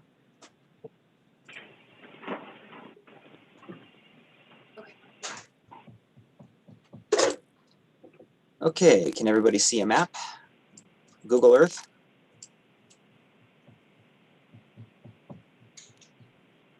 Yes, we can see that, Gadiel. Great. All right, so here we are in the great county of Tuolumne. We have Phoenix Lake Road down here. The project is located, you take Phoenix Lake Road, you hop on Longeway and then Q and Mill. You head up here, this is the Comstock subdivision, okay? Our Techite line runs from the Crystal Falls water treatment plant down to our Comstock tank. And actually, I should say that's where it used to run. This yellow line represents phase 1 of the project. We completed this late last fall. It was a great success, went really well. So that used to be a Techite line, and now it is a PVC line. Phase 2, which is before your board today for consideration to award, is this green line right here. It goes from the Comstock water tank down here to this private residence that I call the Bluebell Split, because this blue line represents a different pipe type called Bluebell. It's a plastic pipe. It's a good pipe. One branch goes down to the south and the other branch heads off to the east. That's where phase 2 ends. So begins at Comstock tank, ends down here at our Bluebell Split. And then just to also point out, our Techite line, which is our bad pipe that I'll talk more about, runs all the way down Lazy Lane, crosses Middle Camp Road, and ends right here at a little pond that's on the other side of Lazy Z Lane. This red right here is phase 3 of the project, which we're not quite sure when we're going to come before you to award that. It's not budgeted as far as I know yet, and but it is designed and it's shovel ready. So just to point out that that's phase 3. Okay, can you guys still see my map? You can't. No, we see a Word document. All right, so you're back seeing the map. Let me see here. All right, you should be able to see the map still. Actually, just let me go ahead and stop sharing. I think that will go smoother here. All right, so that's the project location. Purpose and need of the project is that this line is made out of a material, this pipeline is made out of a material called Techite. It's been installed all over the western seaboard in the 70s and 80s era, and since then it's been found that the line is just a terrible product, that it gets very brittle after about a decade, and when it fails, it's made out of fiberglass and sand, and so when it fails, because of the fibrous nature of the pipe, it explodes and unravels, and it doesn't, you don't have a small leak with Techite, you have a 100% failure with all the water flowing out. So that's been happening in this area over the years. Our crews are really well familiar with that area and how to get out there quick and fix a leak out there because it's happened so many times with this line. So that's the purpose and need. The district's goal is to completely eradicate techite from our system. This is phase 2 of this project. After phase 3 is complete, we will have accomplished the goal of eradicating all techite out of our system. Back to phase 2, it consists of replacing about 2,000 feet of 8-inch techite line, and we are replacing it with 2 12-inch PVC lines. The reason for the upsize is actually big kudos to Matt Nolte, our distribution guy, and Eric for having the foresight on this. We want to provide better fire flow to our system in the Crystal Falls area. That's why we're going to 12-inch. And the reason why we're installing 2 pipes is because once the Sierra Pines water treatment plan is completed, we'll be able to, an extra line is needed, one to feed the Comstock tank and fill it, and then the other one will be used to provide water to the distribution system. So we're going ahead and slapping 2 pipes in the same trench with this project. It's a huge money savings for the district to do that, because the cost of pipe is not a lot when it comes to installing a pipe. It's all about the labor and mobilizing the equipment and getting everything into the rough terrain that we're dealing with. Let's see. We circulated bids for this project, our usual competitive bidding process that we follow. We received 4 bids from SMCI, from Mazingo Construction, from KW Emerson, and from Moyle Excavation. Moyle Excavation is the lowest responsive and responsible bidder. Hello. I think Abby's thinking she's muted there. There we go. And it's our recommendation that we continue this project and authorize that you authorize the board president to execute an agreement with Moyle Excavation. And with that, Eric and I are here to answer any questions. I have one comment for the board's information. I just want to let the board know that there is approximately $100,000 left in this current fiscal year for this techite project. It's left over from phase 1 that Gadiel referenced. We came in under budget. We have $100,000 that we would like to spend through June 30th. If the board decides to move forward and award this contract, it's making a commitment to budget this expenditure in next year's fiscal year budget, which hasn't come before you. So I know how sensitive it can be to, force you to do something. I want you to know if you're making this decision now, or it will be reflected in your next year's capital budget. Don does have his hand up for comment. Yeah, I just wanted to add to that, just to put this in a little perspective. When this project is completed, it's very much like the results and the benefits that we are realizing out in Willow Springs. Gadiel is correct. TUD has become experts at responding to these mainline breaks. The challenge is we don't get it fixed very quickly. It's usually, especially that first phase in remote locations. So getting there is difficult. Shutting it down is difficult. It's about a 12-hour process. I would bet, from the beginning in the late 80s and early 90s through today, 2 to 3 times a year, this pipe's going to break, and it's going to cause our crews to be out there for 12 plus hours. And it has a major effect on our customers as far as having disrupted service. So when this project is completed, it will pay off in dividends for our crews. Our crews will now redirect their efforts to doing more projects proactively versus reactively. So I'm really looking forward to this phase and the third phase to finally get completed. So anyway, thank you, Gadiel. Good job on this. Appreciate it. Ron. So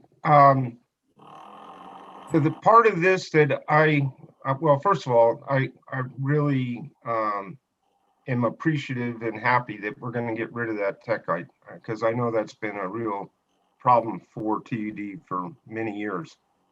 But the part that I really like about this is the fact that you're working it into the distribution system for Sierra Pines. And that's horribly important, because if we had to do this all in individual stages for a standalone reason of connecting the Sierra Pines to the other areas, I mean, it'd be horribly expensive. And not that it's not getting, not that this is going to be cheap, but it's taking out two birds with one stone. So anyway, great, good job.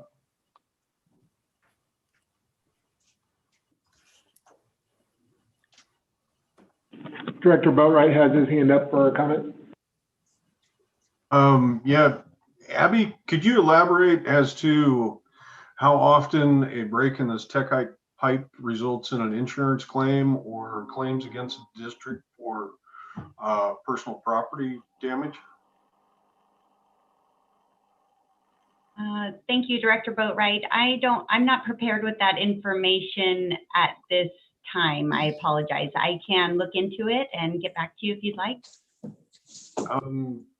You know, maybe just a little bit. I know that there have been, you know, during my time at TUD that, you know, I'd heard of several times that the crew was up there excessive time beyond just repair of the pipeline, you know, where personal property has been damaged. I do believe the replacement of this pipe, you know, we need to move forward with it. But certainly there have been times that the Comstock tank has totally drained out because of a break on this techite pipe, leaving the rest of the distribution system, you know, having to be cleaned, tested, and then brought back online. So, right, David, I think I can jump in and attest that yes, many times this has impacted our customers and residents and neighbors nearby because it's a catastrophic failure.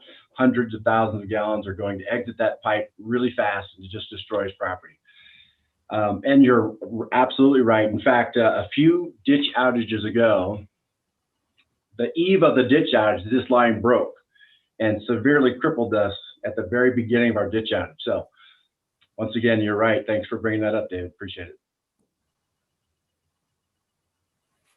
I might add, while it wasn't on some of those maybe weren't claims, that it did result in significant number of labor hours to resurrect the property to the original condition. So sometimes if it doesn't result in a claim, it is because our district crews are able to be out there on site and get the property back to the way it looked before the main line. So thank you.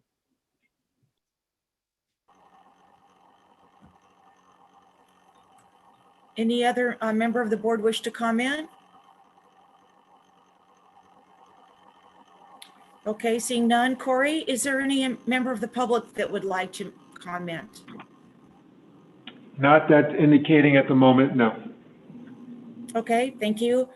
I'll close off that public comment, and if there's no further discussion, then I'll consider a motion authorizing the board president to execute a construction agreement with Moyle Excavation Incorporated for the techite pipeline replacement project phase 2 in the amount of $715,191. No, wait, there's a period there.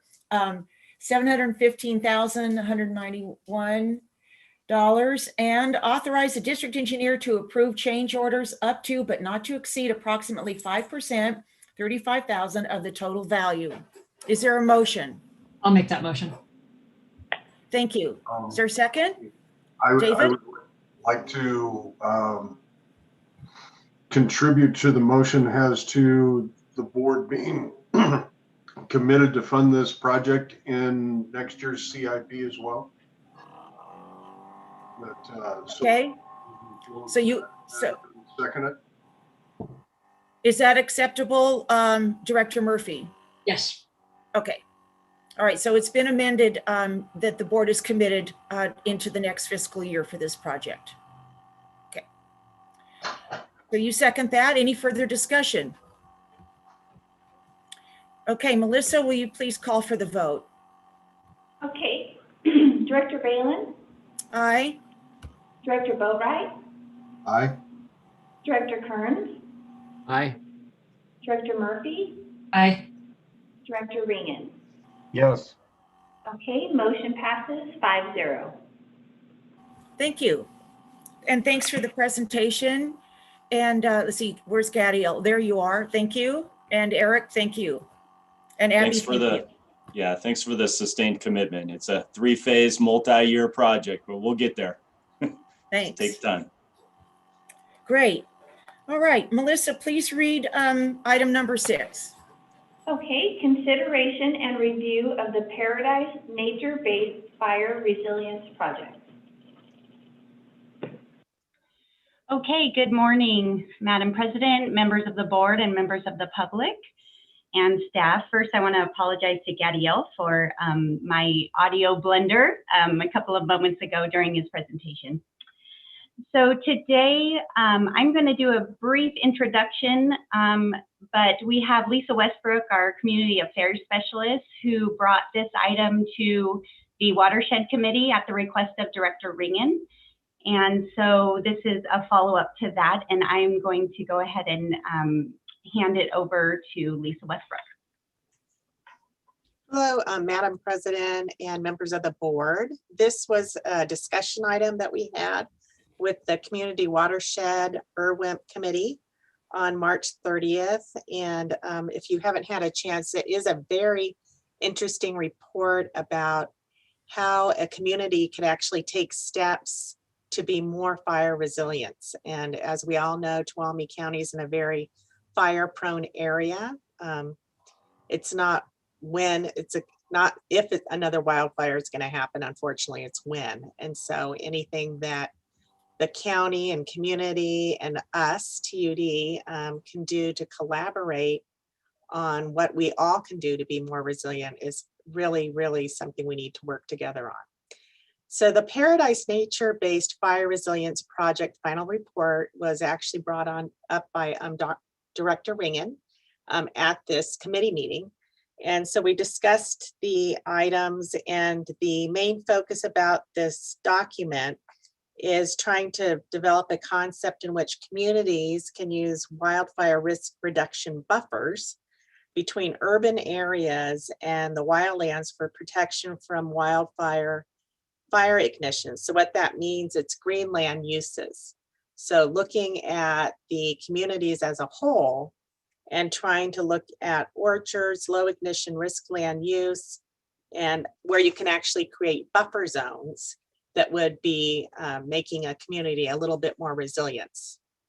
So the document, it's just a final report that was put together by the Nature Conservancy, the Paradise Recreation and Park District, and it was put together with the Conservation Biology Institute document, was released in June 2020. So the thought with this item is if the district wants to collaborate with the county or other agencies on the concepts that were developed in this report. Thank you, Lisa. That was a good synopsis of it. And I just wanted to add that where TUD is involved is that because we have uptake of our treated effluent, which creates green landscapes, that this would be slightly, being able to use our waterscapes in our areas where TUD applies our treated effluent to help the county become more safe. So the only thing I wanted to add is that I think there's been some discussion on presenting this idea so that maybe the county, and I do know that the Fire Safe Council up at Paradise had a big hand in this, as well as CAL FIRE. So there were other partnerships that we could inquire further into if it was something that I would like to get the board's approval of bringing up. I have a meeting in a couple of days with Supervisor Ryan. And if the board feels that it's appropriate, I would be glad to bring it up to the Ryan Campbell, president of the Board of Supervisors, to see if it's something that they're interested in partnering with or taking the lead on. So And with that, also, I wanted to mention that recently, actually a couple of weeks ago, the County Board of Supervisors has now adopted a Fire Safety Advisory Committee, and Supervisor Ryan Campbell and David Goldenberg are heads of that. So I'm not sure if they've seen the report. So it might be something that we could actually request and have that added to one of their agenda items. It's just a discussion item, just to bring the information to them. thank you. Director Ringen. Yeah, that was the thing that really caught my attention in that report, was that, well, a couple different things. One is how much collaboration there was between so many groups, and that it was actually put into place and is working. And with Tuolumne County being the most fire-prone county in California right now, I think we better take advantage of every opportunity we have to make sure that we don't catch on fire. And if we do, we can put it out immediately, or it can't travel and do a paradise disaster, because that's what we'll have here the way we are right now. Thank you. Any other member of the board wish to comment? Or Corey, is there any comments from the board? Not that I'm seeing, no. Lisa, Director Murphy does have her hand up. She just raised her hand. Thank you. Yeah, I think this is a great thing to move forward on, and really, I think it's bringing it to the Board of Supervisors. Lisa, I think that's a great idea.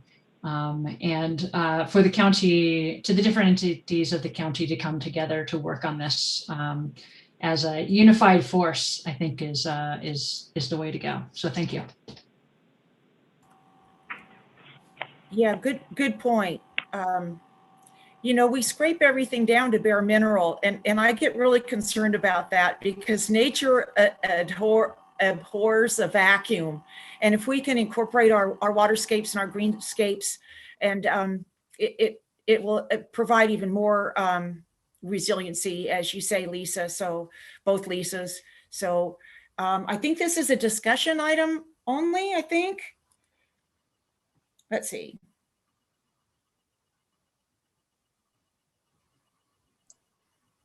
It's asking us to direct staff to engage Tuolumne County and other agencies in discussion regarding whether to collaborate, collaboratively conduct a similar study. So it would be asking us to, do we make a motion to direct staff, or do we just say, is it done through a motion, Barbara? Well, I would be interested in getting the board's approval for me to bring this up, and the board's approval for Lisa to go forward with, and Abby also, with contacting the various agencies and you know, and advancing this idea in a collaborative way. Let's see, Jesse, is there help? Can you? Yes, I also interpreted it as an action item. I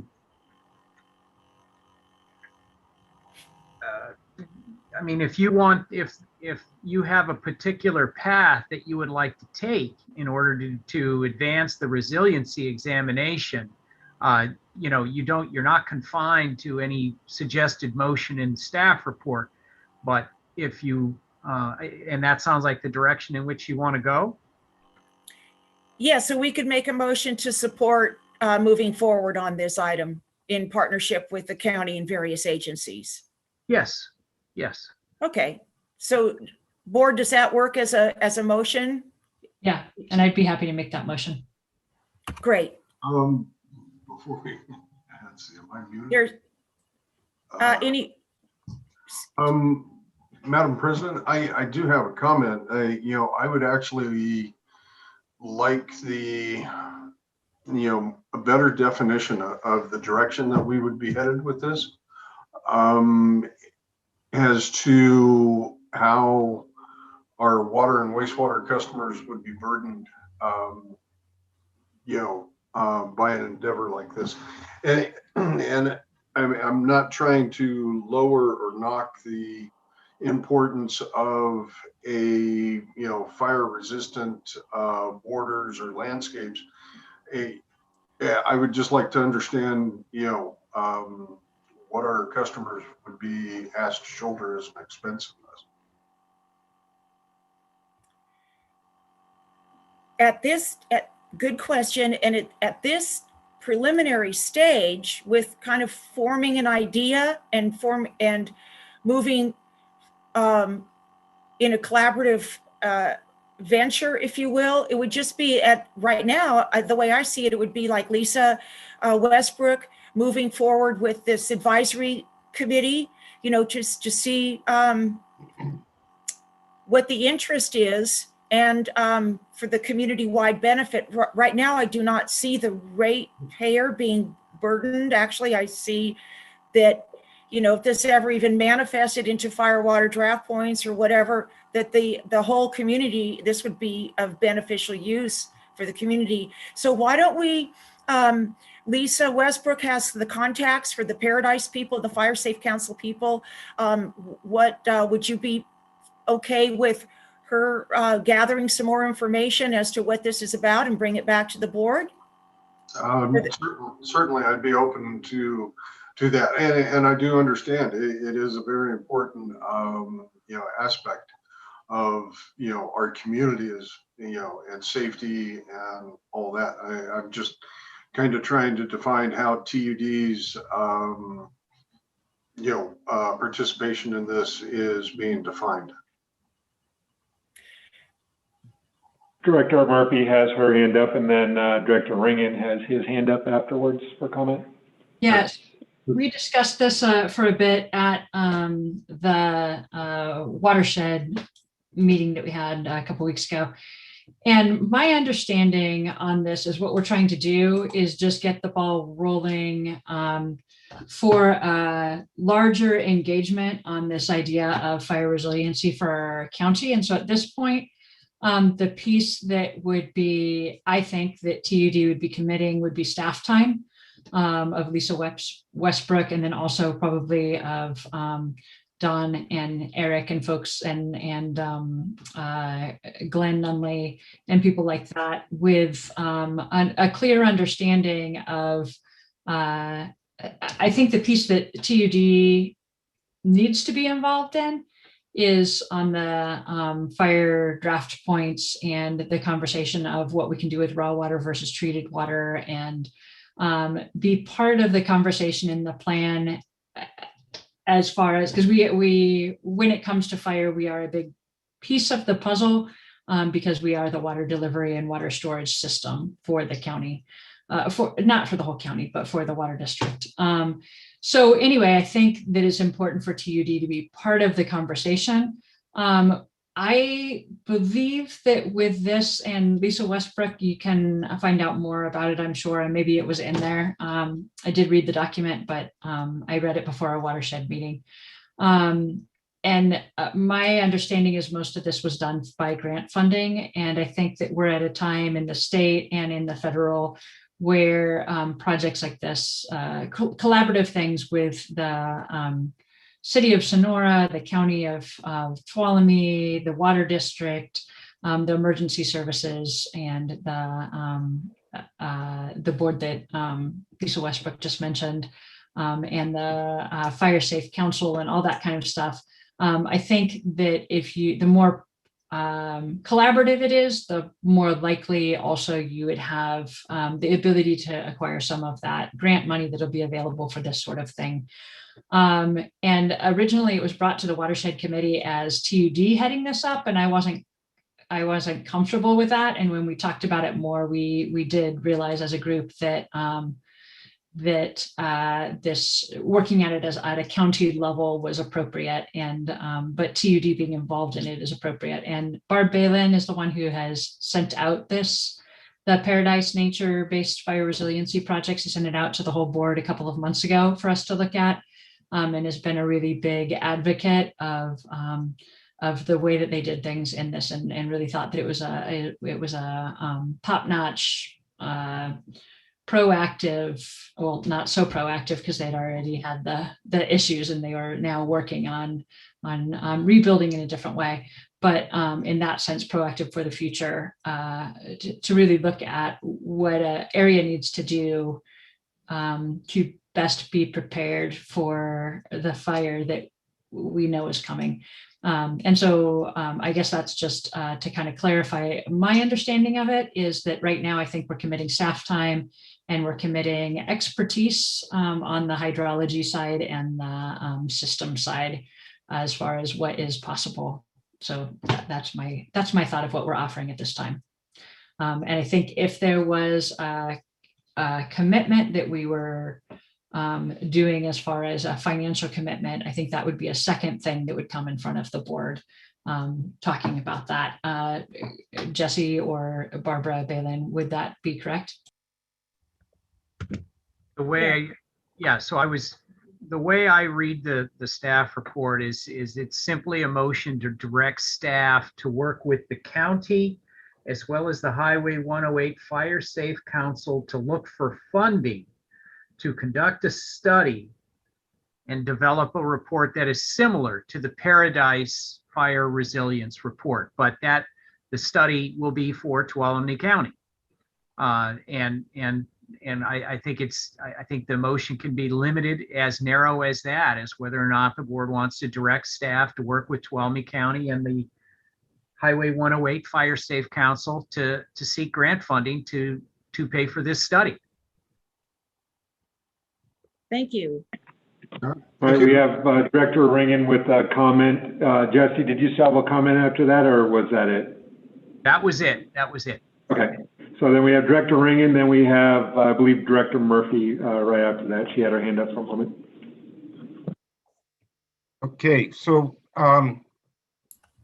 part of what I had envisioned at the Watershed Committee meeting was that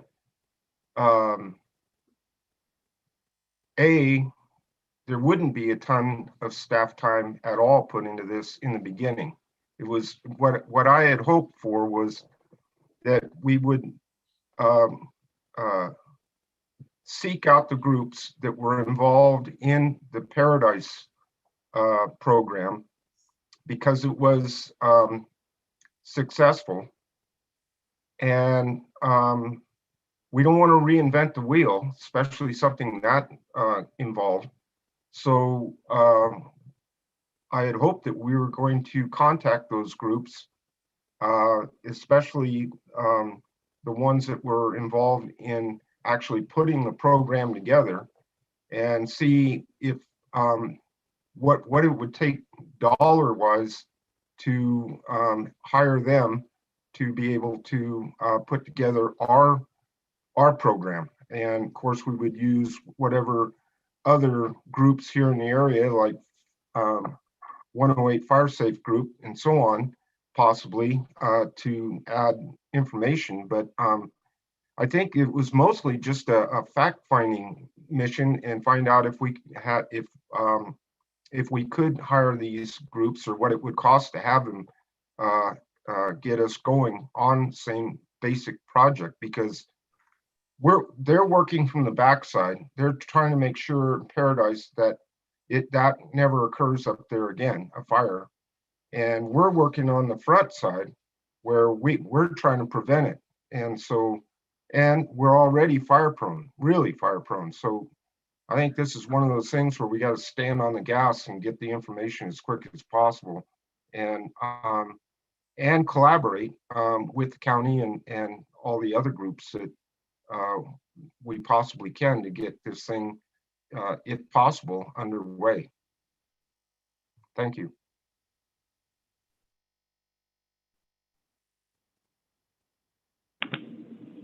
Lisa Murphy.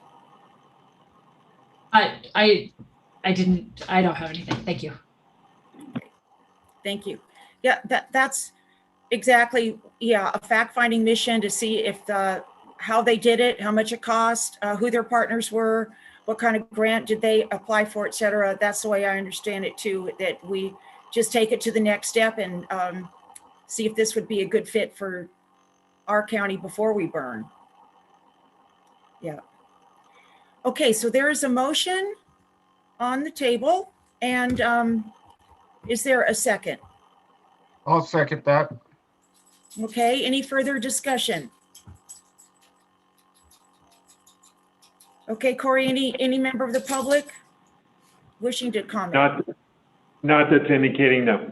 Okay, so Melissa, why don't we call for the vote? Okay. Director Balin, Aye. Director Boatright, Aye. Director Kearns, Aye. Director Murphy, Aye. Director Ringen. Yes. Okay, motion passes 5-0. Thank you. Okay, next item. Melissa, please. Okay, item number 7, discussion regarding resuming in-person board meetings in the TUD boardroom. Okay, good morning again, Madam President, members of the board and the public. The next 2 items are related to COVID-19 and opening the doors to TUD, both the boardroom and the lobby, so some of the same concepts. So it's been expressed as a desire to look into potentially opening up the TUD boardroom for open meetings for the board and staff to get together, and possibly also bring back the public to the meeting. So staff has done some research. As you all most likely recall, we have had the boardroom closed to the public since March of 2020. I apologize, there's a typo. It says since March of 2021. It is 2020. And we have we've been in regular communication with Tuolumne County Public Health Department since March of 2020, sometimes talking with them up to 3 or 4 times a week. Lately, it's about once a week, trying to keep up on the latest guidelines, how we can assist both our employees in being safe as well as the public, and how we can potentially get back to some level of what we were doing before as far as meeting in person with both each other, our board members, and our customers. So the latest regulations associated with Tuolumne County being in the orange tier would be that we are allowed to have our meetings together in the boardroom following social distancing guidelines, wearing face masks, and at this point at a 25% capacity. Our boardroom occupancy max is 78 people, so that's about 19 people. If we were able to do the social distancing, we did put together, actually, I say we, Eric Johnson is going to be tag teaming with me on this item, so I'm going to appreciate his expertise and his diagrams that he's going to walk through with us on the alternatives that we've put together, again, with the notion that at least 1 or more board members are interested in meeting in person again. So we put together 3 alternative options for the boardroom setup or layout. The first of which, I'll go through them and then I'm going to hand it over to you, Eric. The first of which is more of an immediate solution that is a no-cost solution of meeting at a large rectangular setup in the boardroom that can accommodate board members and managers, as well as the district secretary, board clerk, and IT. And then the second is an additional option that keeps the board dais in the same board dais, just eliminating a couple of chairs, leaving just 5 chairs up there, socially distanced, and an opportunity for staff members that are able to participate in the audience section of the boardroom. And then the third alternative the second alternative also has the option of potentially putting up some form of partition between the board members at the dais. And then the third option would be an option that we discussed at the February 4th Human Resources and External Relations Committee meeting, where we would look into installing a new semicircle or crescent-shaped dais that would be maybe more interactive for the board members to be able to see each other. And that would entail a completely new dais, removing the old, some construction to be able to install the new dais, and also some audio-visual upgrades as well. So with that, I'm going to go ahead and toss it over to Eric Johnson, our district engineer, who put together some diagrams that you saw in your board packet so that you all can review and discuss. Thank you. Very good. Okay. I'm hopeful that you are looking at a photo of the current boardroom. Is that true? Yes. Okay, wonderful. Well, and I'm realizing now, as Abby referenced, it's been since March of 2020, over a year now, and we have two board members in particular that have never participated in an in-person board meeting in their own board chambers. So I just wanted to give you a photo. This is what the current board chambers look like. Many of you are familiar with this, but there is a door in the back to a board meeting room. You can see that the current dais is elevated. There's handicap accessible ramp to the side here. And what we've shown you right here is the removal of 3 of staff's seats. Staff's historically has sat up here, but we've removed those and shown you what it would look like if the board were to meet today with the 5 board members there. We don't achieve the 6-foot spacing exactly. It's closer to 4-foot spacing. So we have come up with some alternatives, and Abby did reference that one alternative would be to do this, but we could put partitions up in between these seats and be COVID compliant in that fashion. But that is the current boardroom layout. This is a plan view of it.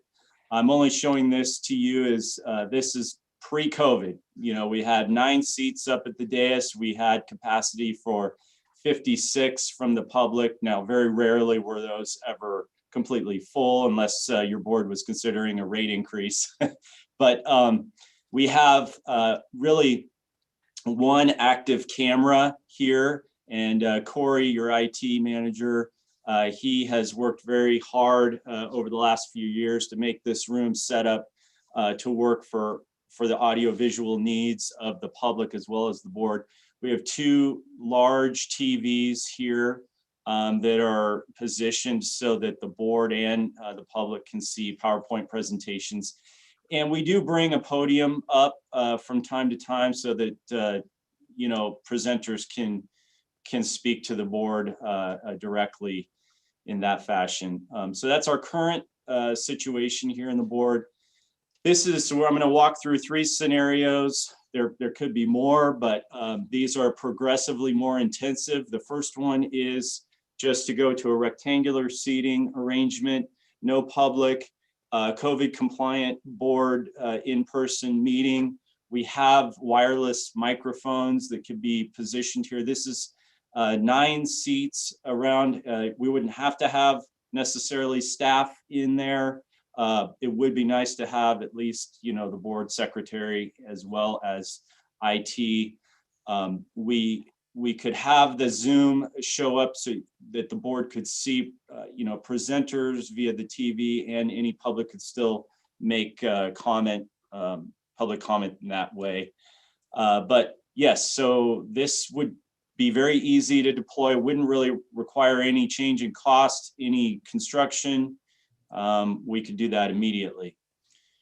The picture of that arrangement is here, just to give you a feel for how the spacing would be. And that's with 9 chairs. Like I said, you could just go to 5 and maybe have the 2 for Melissa and Corey, and you'd have even more spacing in that way.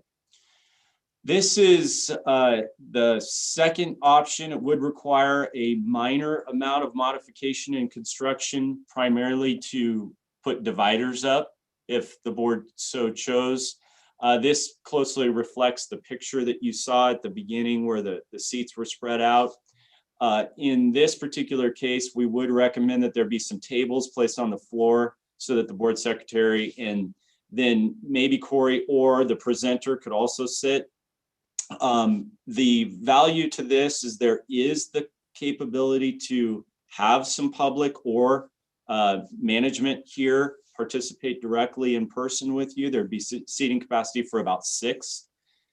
And feel free to interrupt me at any time, but really very minor construction for this scenario.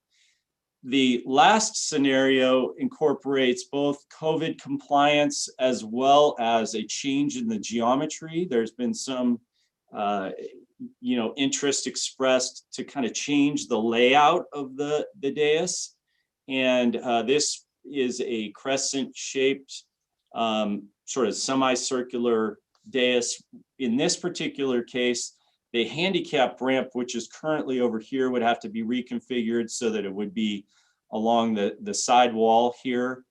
And then there is seating capacity with 6-foot spacing for 5. We would still want to have some tables for staff and presenters to sit below. I believe the county does something similar to this. This particular one would require some modifications to the camera, to the audio visual. We're not totally sure this TV here would be usable, as it would be right behind one of the board members, and board members would have to look through them. This TV also is not the most usable in this particular geometry, but Corey does have some ideas, and he will be touring the county's board chambers, where I believe they're in the process of making some modifications as well, or have recently done some. One idea would be to put a larger presenter screen in the back and in the front, and the board would be able to see the presenter, the presentation on the back wall, and then the presenter could see and the public could see one. It would just be a mirrored type thing. I have seen that in other chambers, and that seems to work. We would need to also relocate some of the electrical and look at lighting and a few other things. I don't have a hard cost on this at this time, but I think we're in the $50,000 range, maybe $60,000 after it's all said and done. We need to redo the carpeting and whatnot. I do have a request for a quote, and the supplier, one supplier has provided me these renderings just so that the board could see this. Basically, they took our drawing and overlaid their product. This is probably a little better representation. Hopefully you can see that it's not too small. We would have our handicap ramp reconstructed over here. And here's our 5-member board, our seating. I think this would likely need to be a little longer to accommodate staff and a presenter and still have 6-foot spacing if that's the desired outcome. And we would lose a little seating capacity in the room. But like I said, the public rarely utilizes the entire capacity. I can't speak to, and maybe Abby can, to some of the public organizations, nonprofits that use our boardroom and how much capacity they tend to consume for their members. But this is another rendering of the orientation and a side view. There'd be a way to, rerun some of the wiring in this void space or cable chase. We would hire a contractor likely to build the platform for us and do the install of this, and then hire someone else to come back to do the carpeting and some of the painting. One thing we may want to consider too is, this sign right here, it may be better served in the front. I mean, there's a lot of architectural details left to work out, but we wanted to present these options to the board for their consideration. I could stop sharing screen, or I can leave it up with whatever diagram you guys feel is most helpful. Thank you, Eric. Yeah, let's open it up for discussion. And,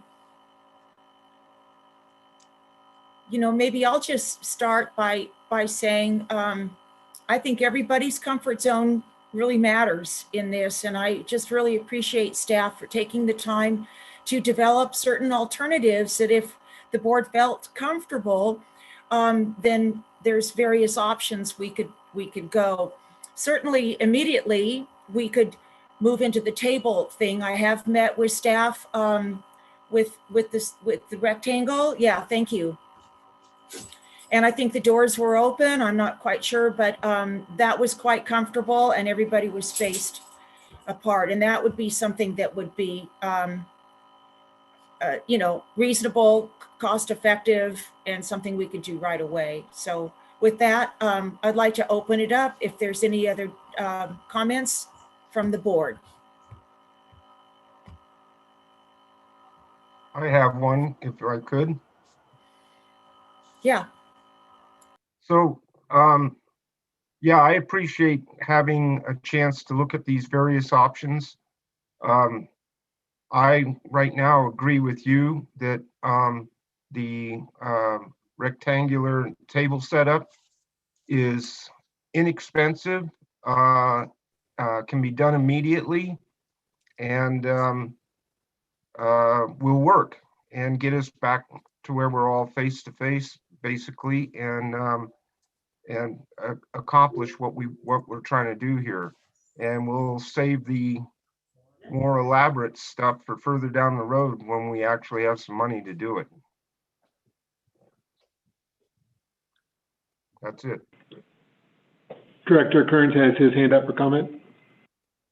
Yeah, I agree. I think I have no desire to spend 50 or 60 grand to reconfigure the boardroom at this time. I would be happy either with the rectangular or the next option that has the dividers. Either one of those would be fine. I'm totally satisfied to do the rectangular version as well. So that's all I have. Thank you. Thank you, Director Kearns. Director Murphy has her hand up for comment. Yeah, I'm on the same page of either the dividers on the current diocese or the rectangular tables thing. But I also have a question of just the protocol. Like would there, so like the UCs and the CSUs are putting out a thing that like all staff for the UCs and CSUs for the fall, all staff and students, all teachers, all faculty, and all students have to be vaccinated in order to do anything in person. And if you are not vaccinated, you aren't allowed to do things in person. Are we going to have something like that in place so that we make sure that we're protecting everyone? Well, that's a good question. Would you like me to, excuse me, Madam President, would you like to address that, or would you like me to? Yeah, please, Abby. Okay, I don't know if I have an answer, especially as a yes or no. However, I guess that would be more for your board to decide. We do not have a mandatory vaccination policy.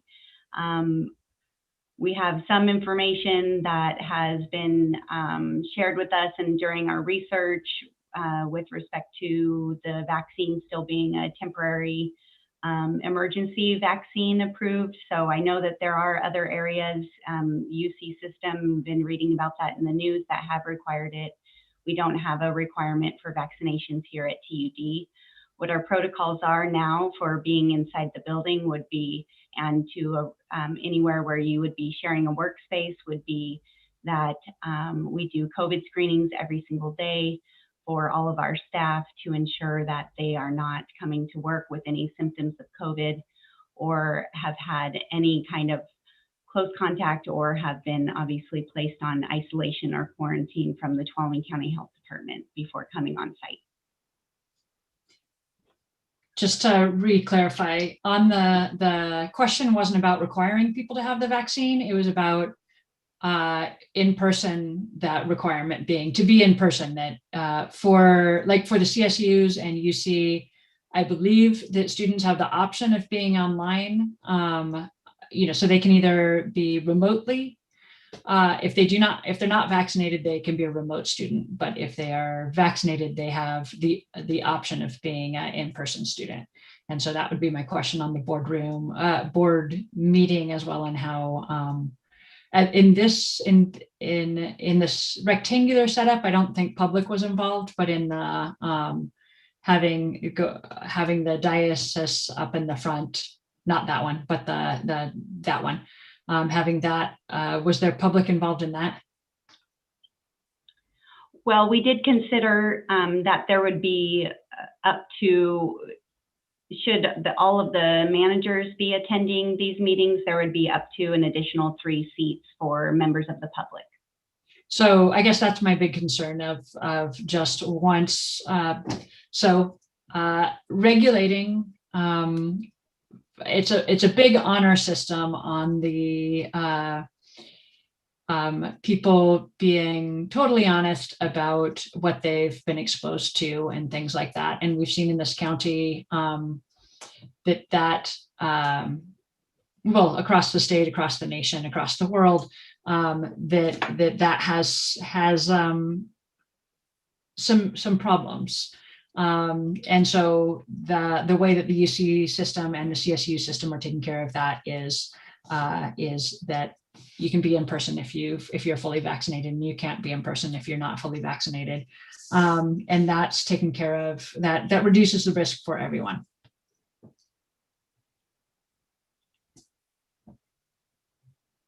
Columbia College, however, the community college system we're going to have to figure out what's going on, because the community college system hasn't been given direction so far. And so I'm hearing that the water districts and things like that haven't been given direction specifically either.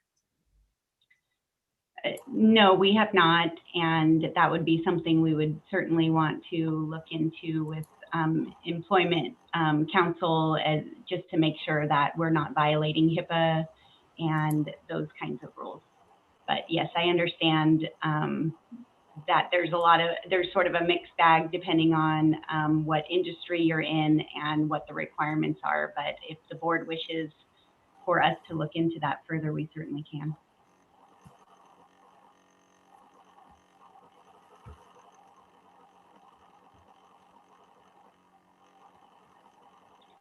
Corey, I think I have my hand up. Yeah, sorry, I'm sorry, I was on mute. We have Director Boatwright, Director Balin, and then Jesse. Sorry, I was on mute. Okay. My only thought is leaning towards option 2 instead of the tables with the dividers up on the podium for the board of directors. And, I'm a couple weeks shy from, being considered fully vaccinated, so I'm good to go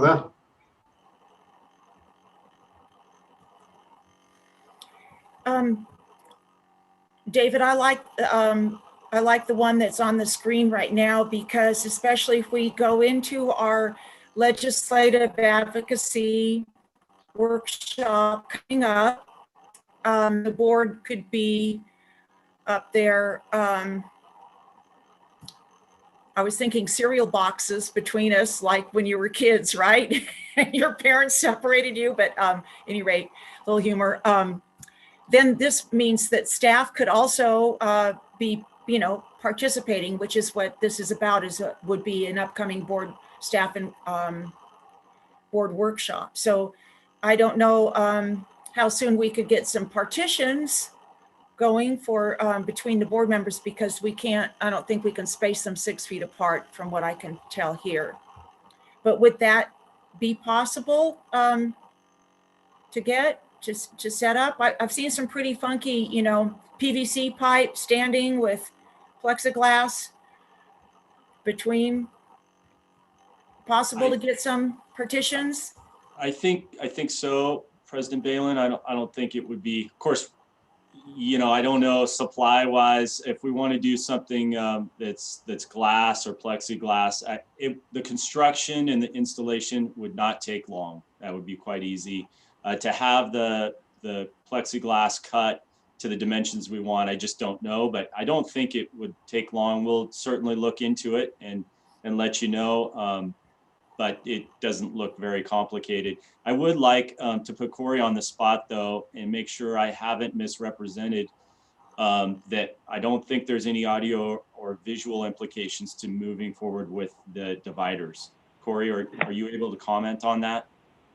Yeah, with the current situation that you have sitting up now, that should be relatively easy. The only thing that may or may not be an issue, and I don't think it's a big issue, would be just the glare and where the camera picks up, because like you said, we only have one current working camera that's there on the side, right there where you're indicating.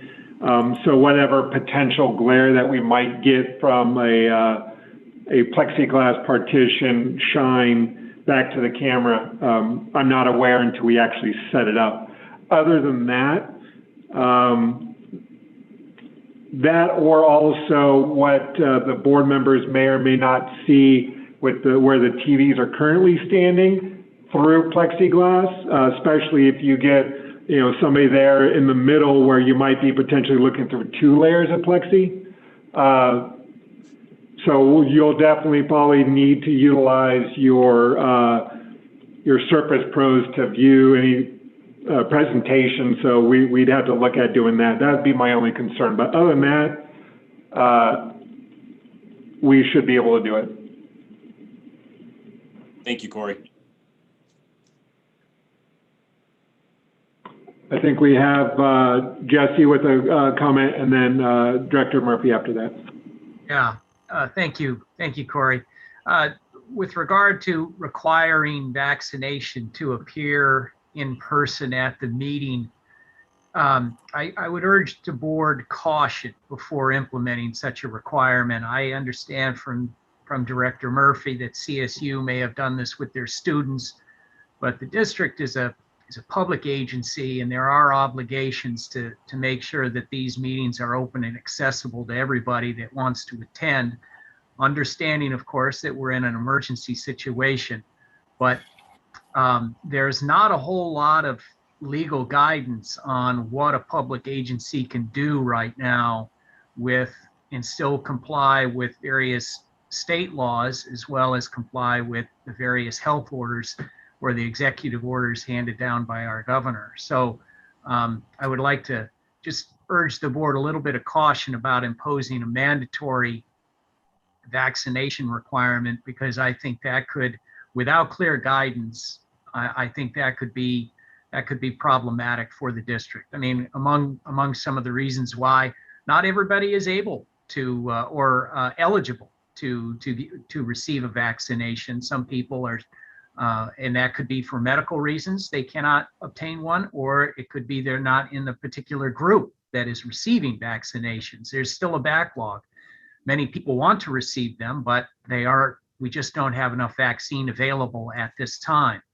And to deny those people who may be willing to receive a vaccination the opportunity to speak personally from the board to the board, that could be problematic for the district. And then just demanding that the public or the employees provide this information makes me uncomfortable. That's my only comment. Thank you. We have Director Murphy, and then it looks like Steve right after that. Yeah, so this is just clarification, because I think this has gone off on a couple of different tangents. And it's right now, no one is in any rooms, everyone is safe, everything is totally accessible. I'm just pointing out that once you move into a room, there's a whole lot of features that change, right? So right now on Zoom, everything is accessible. Everybody, we're in compliance with everything. No one needs to know anything about anyone, and everybody gets the same experience. And that being a really reasonable way to do things right now at this time, I think. I understand that people like being in buildings with other people, and that there's a nostalgic and sentimental piece of getting back into the boardroom and things like that.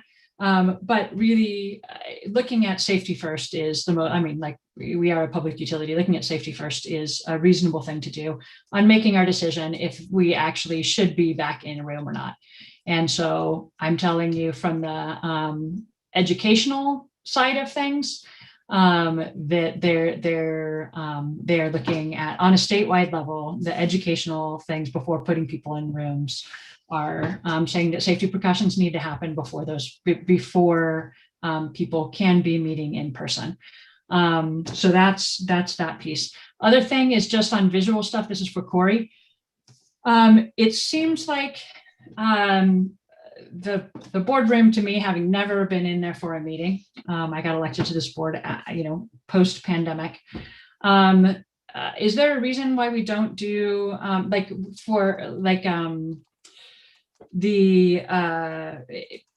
in classrooms for all the distance learning stuff, if you're having to have multiple speakers and things like that, instead of using a standard camera, they're using a thing. I know one brand is called Owl, something that's trackable. It tracks the speaker. So a speaker starts talking, it tracks to them. Another speaker goes, it tracks to them. And it just makes the experience for people that are watching it remotely and the recorded thing be able to have a little bit more of the in-person experience.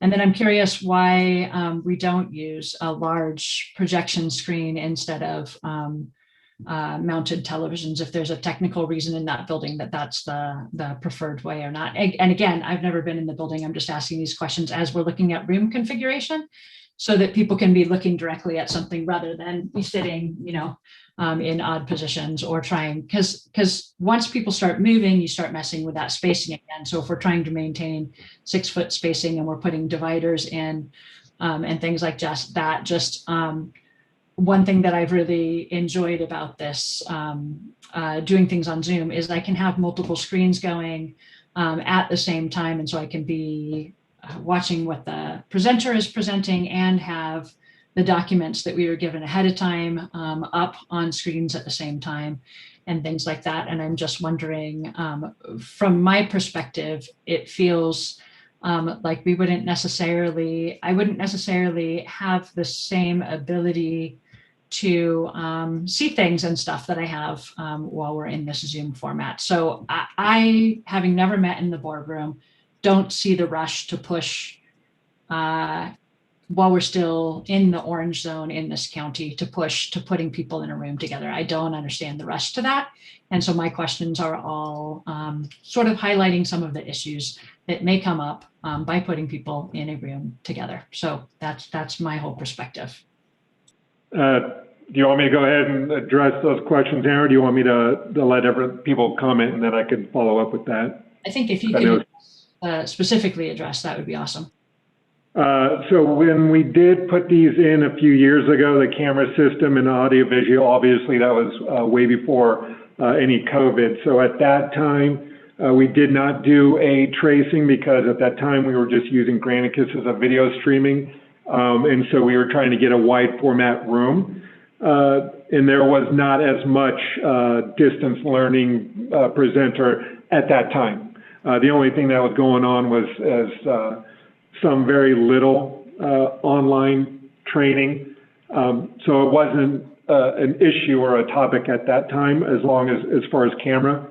Also at that time, there is a projector on site, but the problem is that when it came to Granicus and the online streaming, the people that were viewing online could not see what was being presented.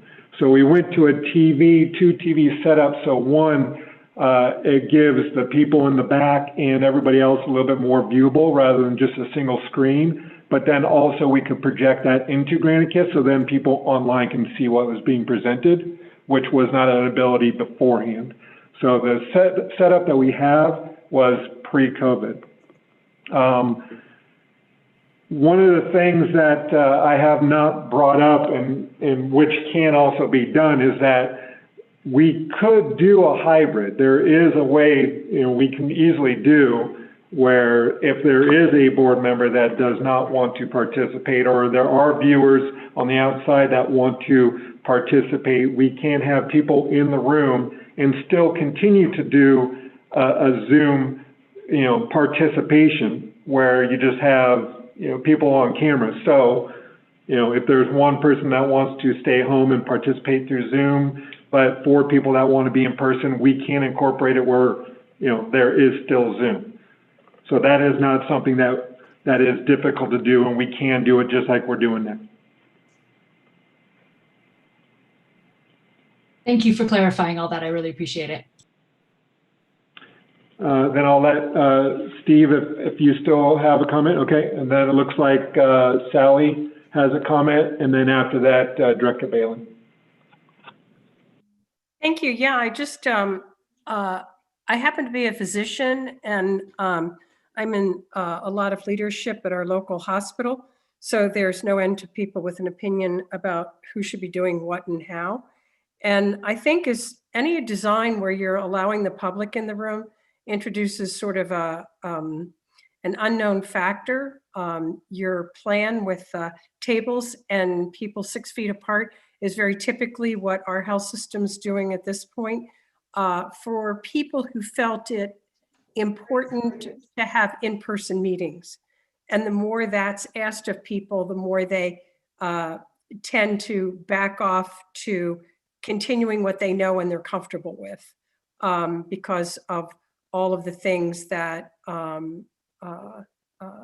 were brought up about what you don't know about people. And even when you're all going to be in the room, the understanding is you don't start milling around before the meeting and then go sit 6 feet apart.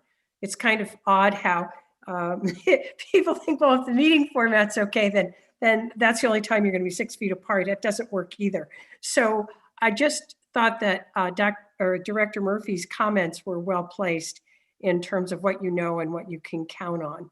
And I think there's a lot of distance between now and the end of this year with the different variants and everything else, how the recommendations truly can't be predicted or made.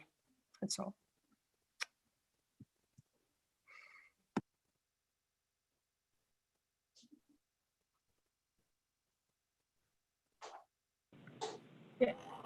Steve, are you next or am I next? You're next, Director Balin. Okay. Well, thank you, Sally, and everyone. I think some kind of hybrid might be good. I'm not in favor of letting the public in. I think we have just enough room for staff and board. And if we do a hybrid where an individual and the public can participate, that would be good. The other night, there was a really good thing on the radio. It was the BBC public, the British public radio, and they didn't mention anything about, sentimentality for meeting. They mentioned that while Zoom and video conferencing has certainly allowed us to rethink how many business meetings in person, especially flying somewhere to all meet in person, they were talking about not going back to that model. However, the importance of in-person meetings to be able to, quote, read the room, at least 50% of the meetings, if they were in a distanced way in person, they said had definite value. So, for me, it would be that ability, especially in a workshop. It doesn't need to be every single board meeting, but for certain ones where we can pull it off, especially the one coming up, May 6th, where we're going to be working as a workshop, again, without any public, that would be acceptable to me. And if we can do a hybrid type thing, but I'm not in favor of the public, like with only 3 seats available, might as well just say, no, public, you can zoom in. So I think it is important to be able to read the room every now and then. And, you know, that would be my vote.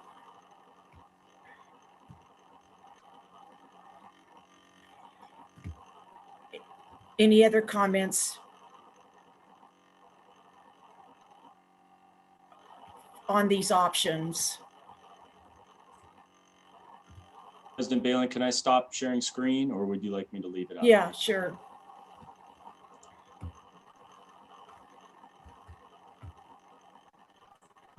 So let me ask Can I you. say a couple things, Barbara? Oh yeah, go ahead, Jeff. Yeah, as much as I'd like to get back to a live meeting, and I would, in face to face, I'm feeling some mixed emotions about having us meet without having the public there. I think that's an important. I think that's an important piece of it.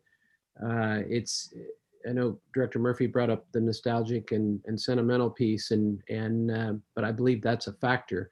I think it's a factor to our ratepayers, and if they want to come and meet with us in person, that they should be allowed to. So I guess what I'm saying is I'm leaning towards if we're not going to be able to allow the public in, then maybe we should just continue with Zoom.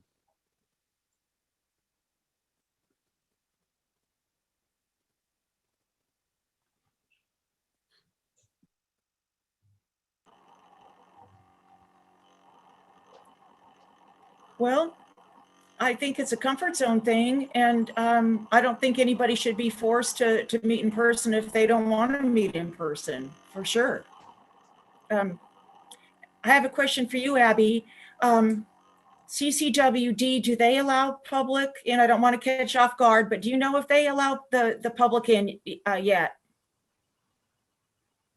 I don't believe they're allowing the public in their board meetings yet. However, they did reopen their doors, their lobby to the public last month.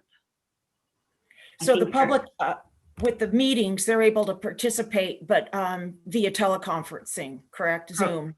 Correct.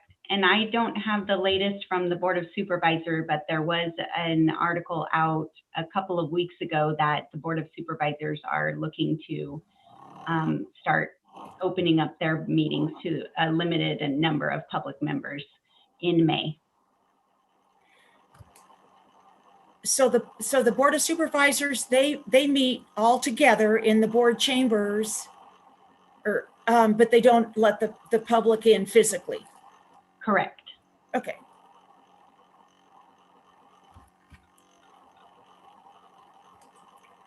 So, well, Jeff, what I hear you saying is the only way we can meet in person is if we let the public meet in person with us, even though we don't have the capacity for that. And even though they're welcome to chime in on the Zoom. Well, what I'm saying is, I think I would much rather stick with Zoom the way it is now, rather than the five of us meeting in person and sitting there with masks on. And I think it could be very cumbersome for the public to try to view a meeting with all of us sitting there with masks on and trying to decipher what's said and follow along in the conversation. I think it's a lot easier now than it would be under those circumstances. I don't know. Throw it out there for discussion. I'm curious to see what everybody else feels about that. I'm on the same page of just, I feel like if we think it's I think Sally Rhodes put it very, very well, that, clearly there is risk out there. And so I feel the accessibility piece, as a member of the public, the perception also would be that if the board is meeting in person, but the public isn't allowed in, there's kind of that, there's not a real transparency issue because the audio feed is doing everything, but there's this feeling like it's a closed group. and that the public doesn't have the same access that the board has. And right now we're all on the same, we all have the same accessibility. We all are getting this information in the same manner. We're all communicating in the same manner. There's not some people that have the, whether it's real or just felt advantage of being in the room together. And one of the things that is real with having a hybrid meeting is, in general, the voices in the room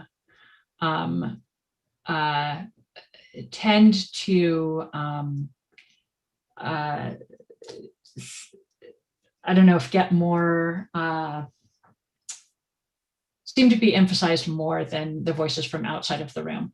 It's just a different, it's not, everybody's not on the same level. So I hear what Jeff is saying, and I agree with that piece of that.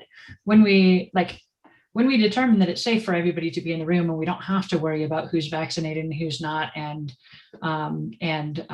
if how people are coming into the room, how people are using bathrooms, how people are exiting the room, how things are, how the ventilation is working in the room, all of those factors, and have some people remotely coming in, chiming in, and people in the room. When we don't have to deal with those factors, it makes perfect sense to be back in the boardroom. But while you have all of these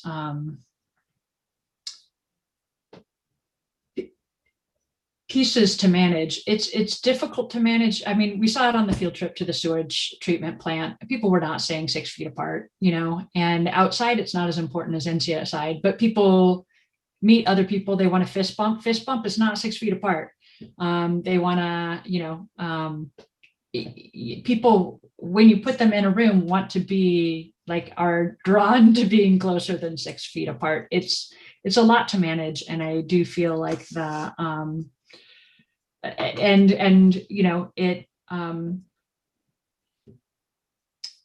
and someone has to be there to manage it, right? Someone has to be the person that we need another person in the room that's the manager of all things COVID. And I feel that it's really nice that everybody is accessing it in the same way. Their voice is being heard the same way. If there's a technical difficulty, everyone is experiencing it, so I don't know, I agree with what Jeff said, and I thought what Sally said was very important as well. Thanks, Lisa. Well, this is exactly why we're bringing it up, to have a good discussion and to have people speak honestly about the issue. I can tell we've got some, strong reasoning, some good reasoning here. I'm, for one, will defer to those strong reasonings. I'm not real attached, except that I do think it's important to meet in person but it all depends on all of our comfort zone. And if it doesn't feel right, then I just defer to that. So that's the way I'm going here. And haven't heard from David yet. And so, it sounds like we're kind of leaning towards sticking to Zoom. So go ahead, David.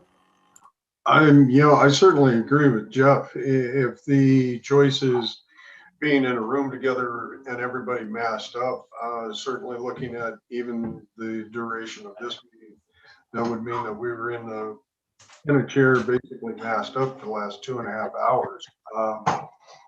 Zoom just seems to be a whole lot better option, to overcome that particular aspect. We're certainly getting close. I just don't know when we're all, totally there as yet.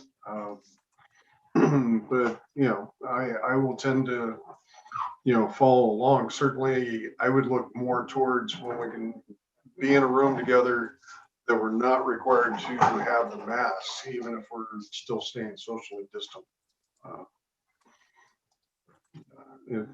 That's what I would like to see. Jeff. Yeah, I just got one more comment. I agree wholeheartedly with David. That was a good way to put it, and also Lisa as well. The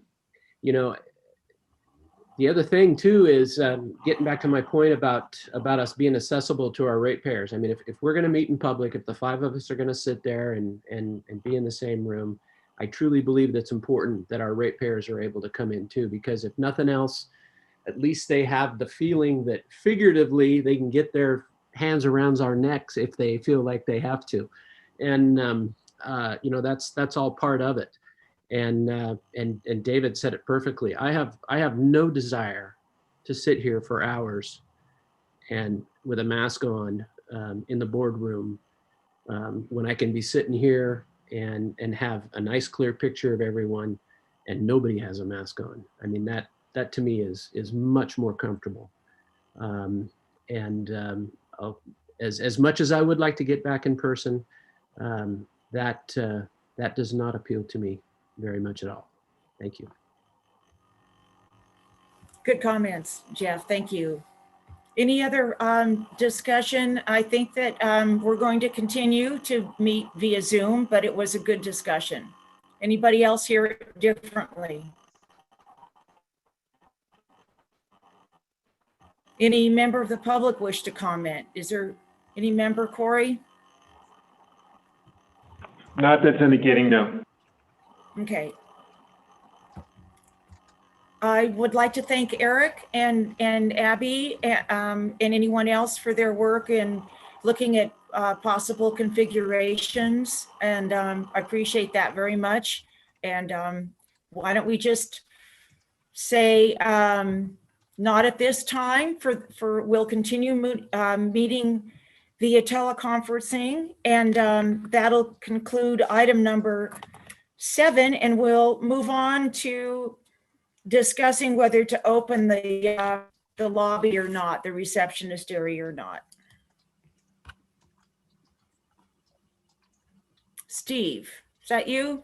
I'll let Abby lead off for me. She does so well. Okay. Thank you both. So yes, the next item is to discuss and consider whether or not we open the TUD lobby business center. For those of you that maybe have not been in it, it is from the outdoors. There's a lobby. It has a nice diagram of the landscape of Tuolumne County, showing some watersheds and things like that people can enjoy while they're waiting in the lobby, waiting for customer service to wait on them. But our lobby has been closed since the governor's stay-at-home order back in March of 2020. Again, I put 2021, so I think the last year has been a little bit of a blur, so apologize for that. But we have, since my staff for COVID compliance, for the safety of our employees and the public that we serve, has been continuously evaluating the ability to not only have our staff here in the office working out in the field as essential workers, but also to, with the ultimate goal, at least as far as we knew, was to reopen the lobby at TUD to our customers.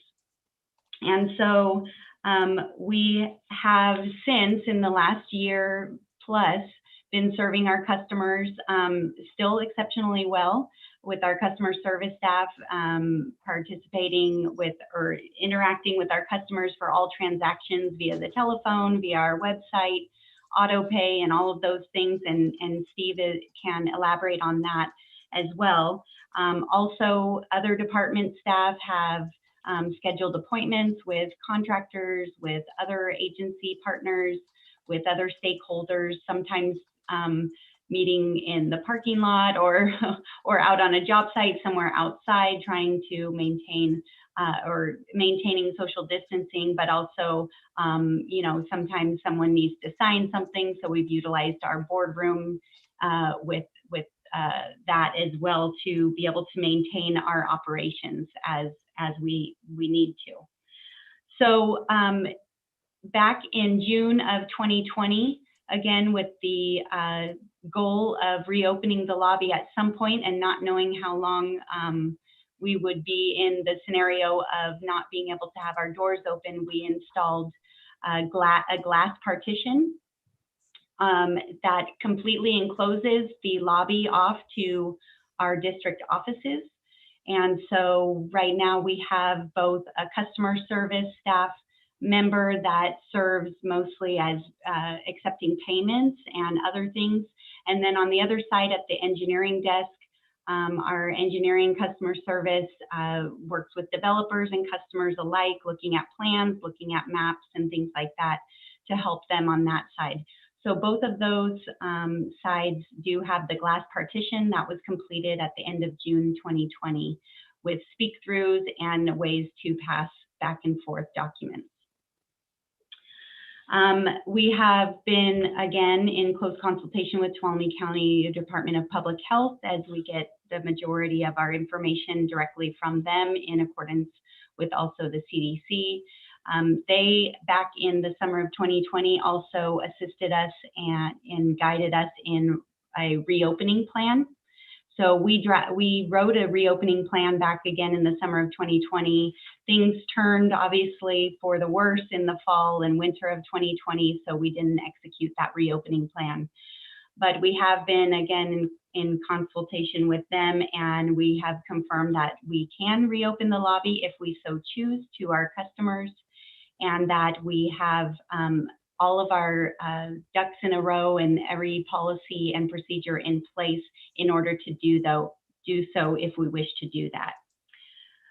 Of course, with the safety of our TUD staff and the public involved. So with that, that's the information that I wanted to provide you with the ability to reopen the lobby and what's in place at this time. And if there's no questions of me, I'm going to turn it over to Steve. He produced a PowerPoint presentation that he would like to share with the board. Thank you, Abby, for the introduction. And, first of all, when this topic came up, it came up at the same time as the board meeting in person. And I felt it important that we separate the two. They're very different. If you listen to what you all just talked about with the board meeting compared to what Abby just told you, very different issues. I'm gonna apologize in advance that I may get a little emotional with this because I take customer service very near and dear to my heart. And I'll tell you, I've been a CPA for 40 years. I've worked with governmental agencies throughout the state of California. And when I arrived at TUD, and it's still that way, customer service is not the person answering the phone. It's every single employee at TUD, from a meter reader to a construction worker to a sewer superintendent. I've never seen it at any other organization like it is here. Our primary mission is to deliver safe water and collect and treat sewer, but these employees care about the customers. Every employee I know is here in the community. We only had one commuter and they're not here anymore. So when this came up, I felt it very important to provide the board some context. Now, on a closer level, the technical customer service employees make up half of my department. If you're not aware of it, customer service is within finance department. So I'm responsible for the customer service operations, and I'm responsible for these 6 employees and what they do. And I distinctly remember about a year ago, the state telling us, in the next 3 to 4 days, we're really going to know where this COVID thing's going. And then they told us in the next week or 3 weeks, they're really going to know where this is going. And look at where we are now. I mean, I'm just so overwhelmed by the conversations we're having, the misfacts that were out there. We have people who don't believe in the vaccine. We have people who don't believe in masks. We have people who very much believe in it, and everybody in between here. But, we're an essential service here, and we've been showing up and doing our part since we very first started. And, Abby mentioned the security glass, and yeah, it was a big deal with COVID, but we'd actually asked for that from 4 separate general managers because the concern for security at the front counter, not COVID, but who they were dealing with and how they were dealing. And so that's something that came about and did that. And, I have nothing but respect for our safety compliance coordinator for the work Abby does, but first and foremost, all our employees. So with all that said, I do want to share a screen with you that I think is very important for the board to understand and realize. Let me see here. So you should be seeing now a big blue screen says consideration of reopening of TUD Business Center lobby. Correct, everyone? Anyone? Yep. Okay. Yes. So before I say another thing, show you another slide, I want to tell you that the customer service department underneath me are the ultimate professionals. They will do whatever the board directs us to do and never complain, never argue, just provide outstanding customer service to everyone. So I don't want my comments to come across as a yay or nay, or I can't do this or whatever, because we can do anything. We've proven that over the last year. So if you know, like Abby said, the lobby closed March 20th, 2020. Well, right about that same time, we had just come through what's called SB 998.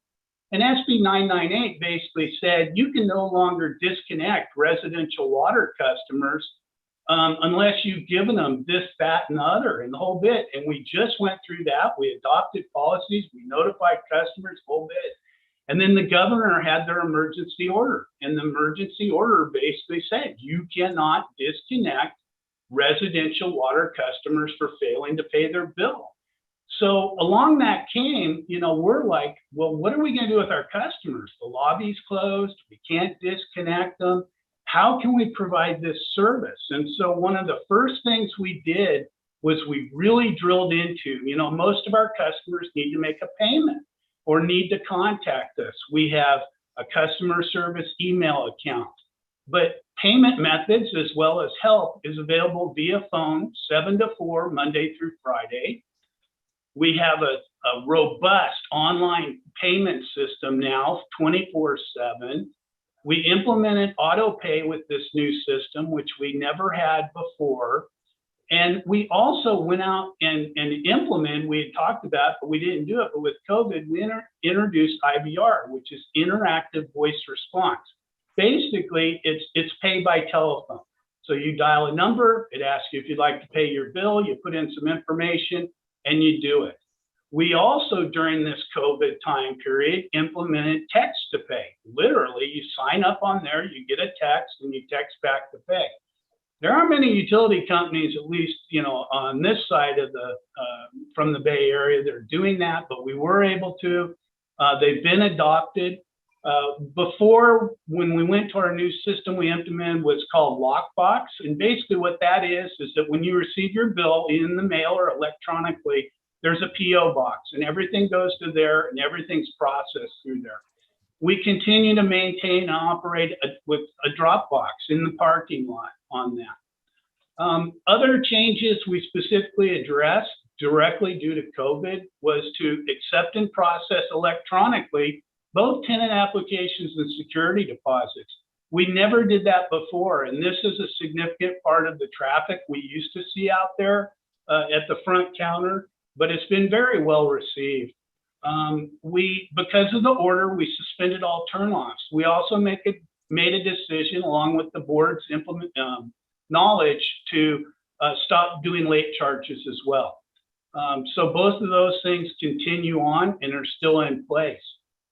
Because of those two items, we felt it critical that we implement a phone outreach program for delinquencies and to notify our customers that there are payment plans available.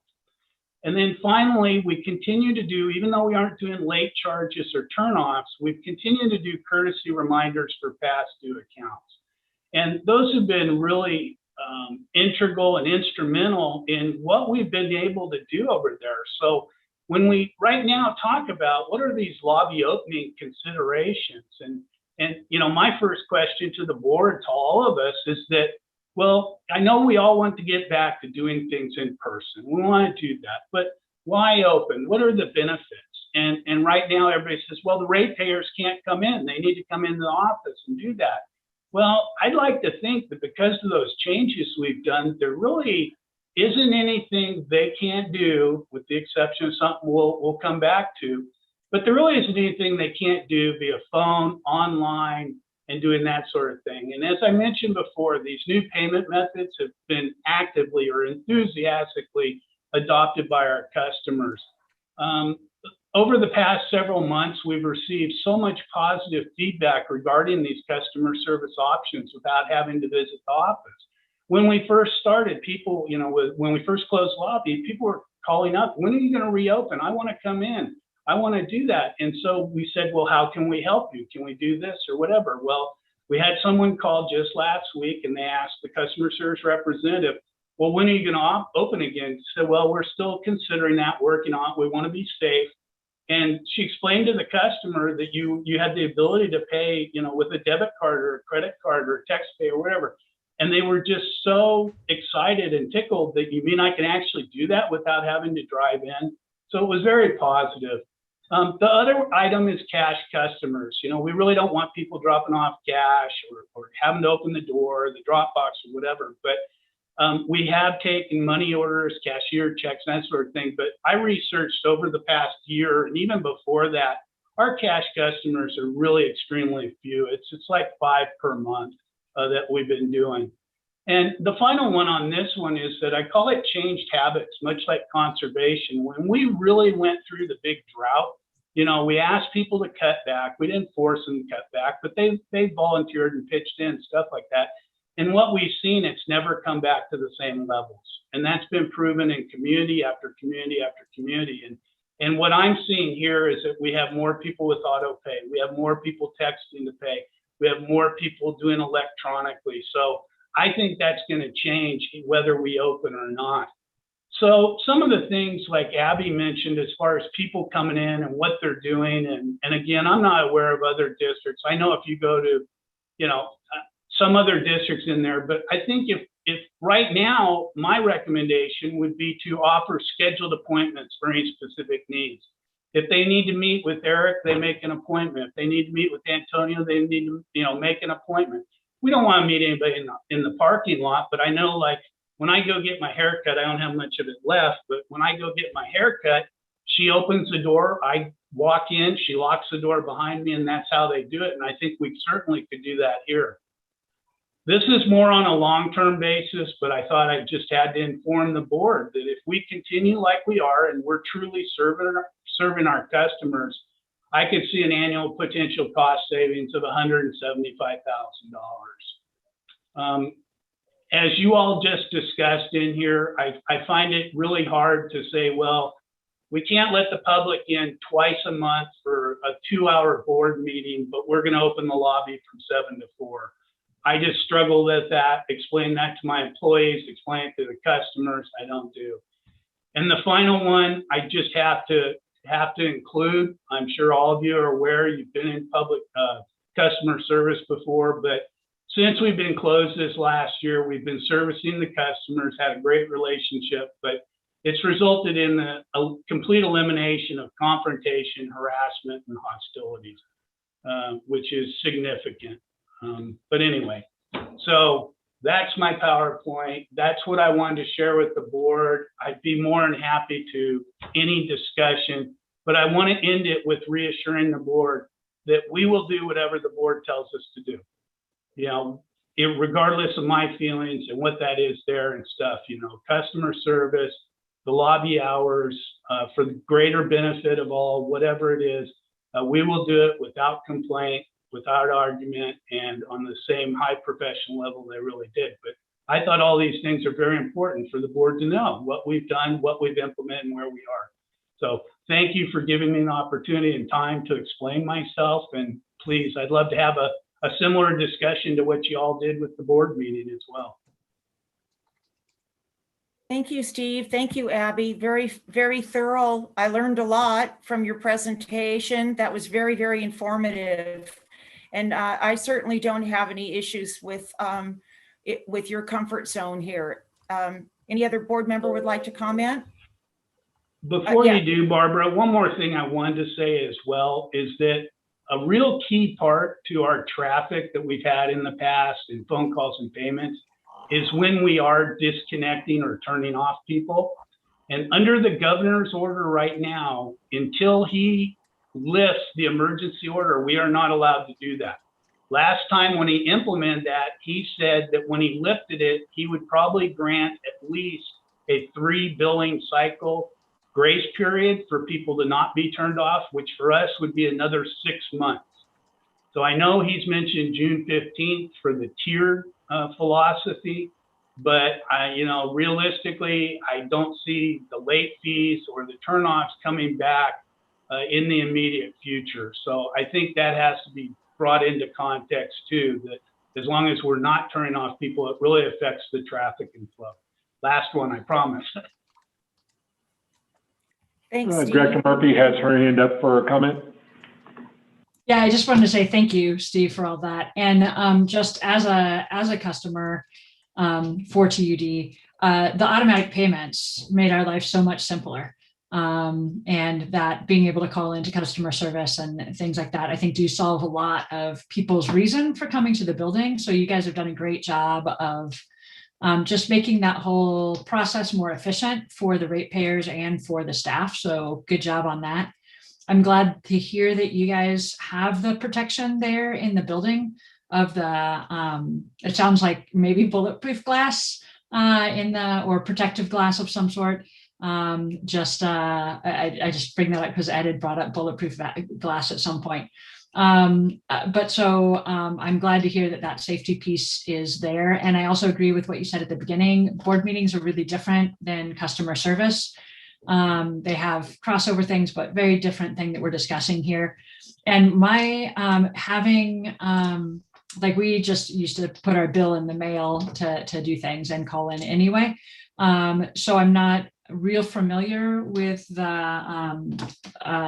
walk-in to the lobby part, but I really liked your proposal or your comment on scheduling appointments that make that available to people. And then Eric and Don, you would have the opportunity of deciding if you're meeting with them in that front space or in the boardroom or in the parking lot or wherever seems appropriate to you and safe to you.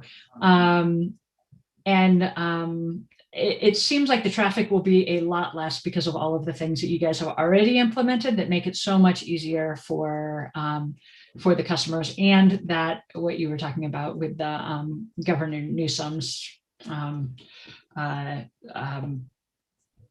whatever protocols.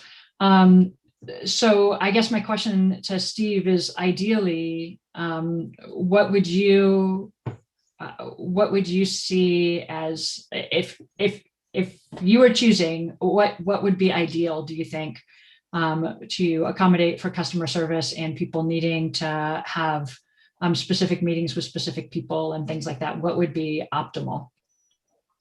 Oh, like you said, I think they're doing an outstanding job right now servicing people. I'm not aware of anybody specifically not being serviced or have that need there.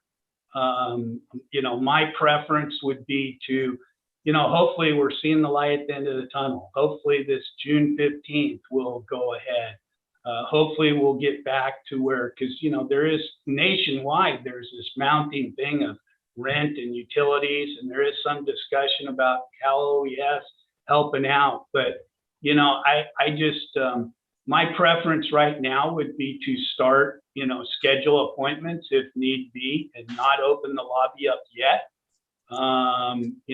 But that, again, that's my preference. I don't see a rush to do this right now, especially since we're not turning off and doing that sort of thing. But, because you specifically asked, I want to respond to that. And that would be my preference, and my recommendation would be to start scheduling appointments as soon as possible, and then gradually have a plan to go back to the lobby, over the next several months. Nice. Thank you for answering that. And yeah, I think that you have way more knowledge than I do. So I appreciate you answering that. And that sounds like a great plan to me. Yeah, thank you.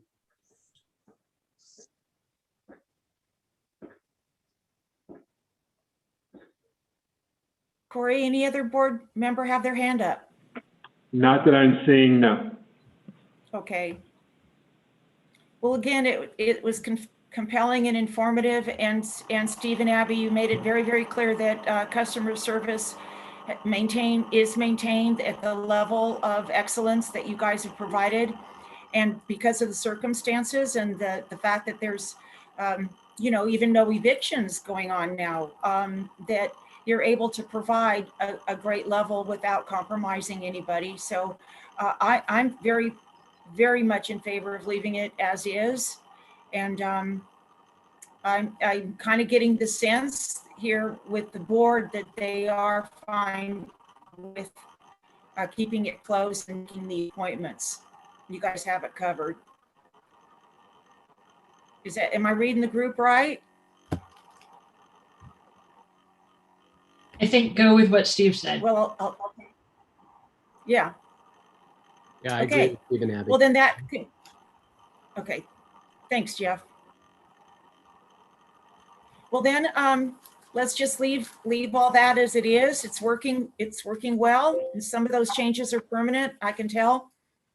And let's move on then to the last item. I think that's Don Perkins. Melissa, could you please read the last item? Okay, item number 9, operational update on the water and wastewater departments for March 2021. Well, hello, everybody. I was really hopeful I was going to be able to say good morning. This is Don Perkins, but I'll say good afternoon. This is Don Perkins, your operations director. And I had about a half a dozen items I wanted to highlight, but it's past tense, and seeing this late hour and out of respect for you and the time you put in, I'll boil this down to just 2 items, and then I'll open it up to questions. And I think Abby had one thing to add towards the tail end of mine on a compliment we've received. So in the ops report, on the page 6, Eric talks about the Aldrine ditch maintenance that we go through annually right before the irrigation season. And once again, we've completed that. But what's different this year is for 15 plus years prior to that, we were able to take advantage of using the baseline crews, which is a 11 to 16 person crews that are highly talented and equipped with all the tools necessary to make short work of a long process. That's 9 miles of ditches, and it took about 3 weeks to accomplish that, typically for the last 15 plus years. This year, for whatever reasons, I don't know if it's strictly pandemic or cutbacks or what, we did not have access to baseline crews this year. And so consequently, it cost us 45 days of staff time to do that. So I mentioned this months ago when we learned about the baseline crews not being available to us. I warned that that was going to cost us in some way. And so I just wanted to circle back and let you know it did cost us. And so not just the 45 days of days where we could be more productive doing other work, plus the rental equipment, it is what it is. But we got the job done in time for irrigation season. And then finally, on page 15, I want to make sure we're consistent in recognizing we have a newer employee, Zach Fredrickson, who's part of the construction and maintenance crews. He was able to obtain his commercial driver's license for us. We're really proud of him. Having that license is really critical to our mission and getting things accomplished in a timely manner. So with that, unless, Abby, did you want to go now? Sure, I'd be, okay. Since you queued me up, thank you, Don. Yeah, our customer service representative, Kalisha Finn, fielded a call from a customer on the ditch system, and very complimentary of our staff. And so I'm just going to read through it without the customer's name, but just to recognize the exceptional customer service that our customers receive out in the field as well as here in the office. So Kalisha says that she wanted to pass along that a ditch customer called to express his appreciation for all the help that Gabe Thomas, who's one of our ditch tenders, offered during a field visit last week. The customer is a new ditch customer and requested to meet with a ditch tender to discuss his customer responsibilities. The customer said Gabe was extremely helpful and polite. He hiked the customer into the ditch connection, showed him his valves and the full extent of his line. They even identified a customer side leak and marked location for future repair. So the reason for the customer's call was to simply say thank you to Gabe Thomas. And so we wanted to share that with your board. We get quite a few of these across the board for our staff. And, it's a pillar of what we do is in customer or public service. And so we wanted to share that with you. We're really proud of Gabe Thomas. He's one of our newer employees, been with us about a year and a half or so, and just really proud of what he's done. So thank you.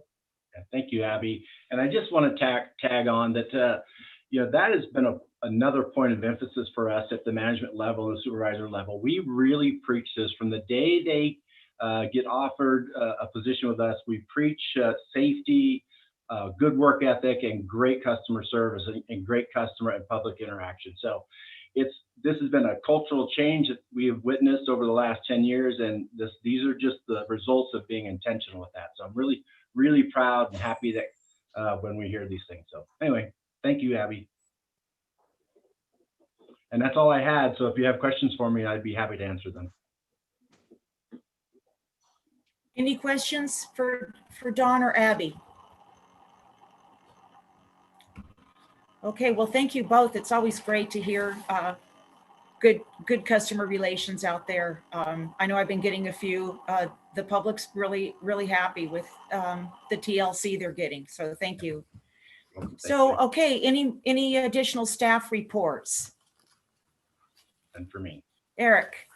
I would normally try to pass on a staff report at this moment, but I'll be very brief. I feel compelled just to let the board know about the regional wastewater treatment facility project. The board should have received an email 2 Fridays ago. It was our notice to bidders. The project is officially out to bid, and bid opening will be June 1st. And it's important every opportunity from this point forward to remind the board that we are on a path to start construction this summer, and that there will be a number of decisions that will come before the board related to awarding the contract, to the interim financing that Steve has been working on.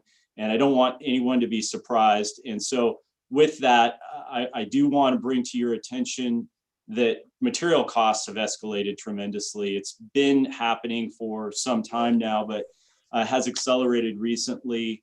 And I don't want to be alarmist, but I also don't want you to be entirely surprised when the bids come in if they are over our initial budget. We received notice from our design engineer just the other day that steel is up 200% year over year. Copper wire, which is a big expense, is up 65% on the year.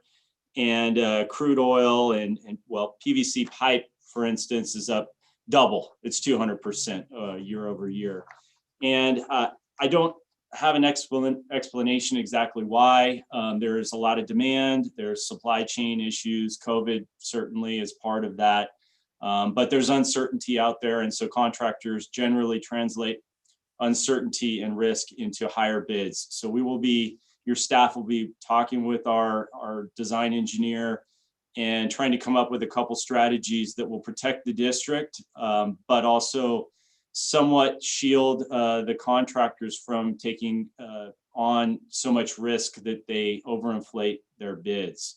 I will say that we've forwarded this information on to USDA, and they are aware and have indicated they can modify the project budget after we open bids. So we're not tremendously worried about the financing or the USDA funding. Steve can speak to his interaction with our interim financing and if there's any issues there, but just wanted the board to be aware. Yeah. Go ahead, Ron. I didn't mean to cut you off. I got more. I'll make this really quick. Thank you, Eric, for bringing that up. I have been watching the construction industry start to stumble because of material shortages, and they can't get appliances and all sorts of things. So what your concern is really, really to the point. So thank you for bringing that up. You're welcome. So I'll just tag on very briefly with what Eric said. You know, I mean, that's obviously worrisome, and we just put the bids out there. Now we're worried what the bids are going to come back with. But I've already mentioned this to President Balin in some of our side meetings here, but I want the board to be aware, and I'm probably going to remind you every chance I get. So whether it's committee meetings or board meetings or whatever, but, you know, Eric referred to the interim financing and the USDA. Obviously, he's been working with USDA getting these bids out. But, you know, back in November, the board adopted a resolution that really spelled out the letter of conditions we have with USDA. There's about 25 some odd conditions that we got to do.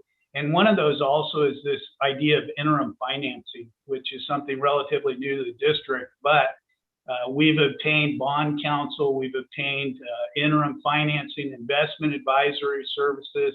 These people are top notch. They've done it before. They did a very similar project just, I think, a couple years ago up Lake County or one of those for $20 million.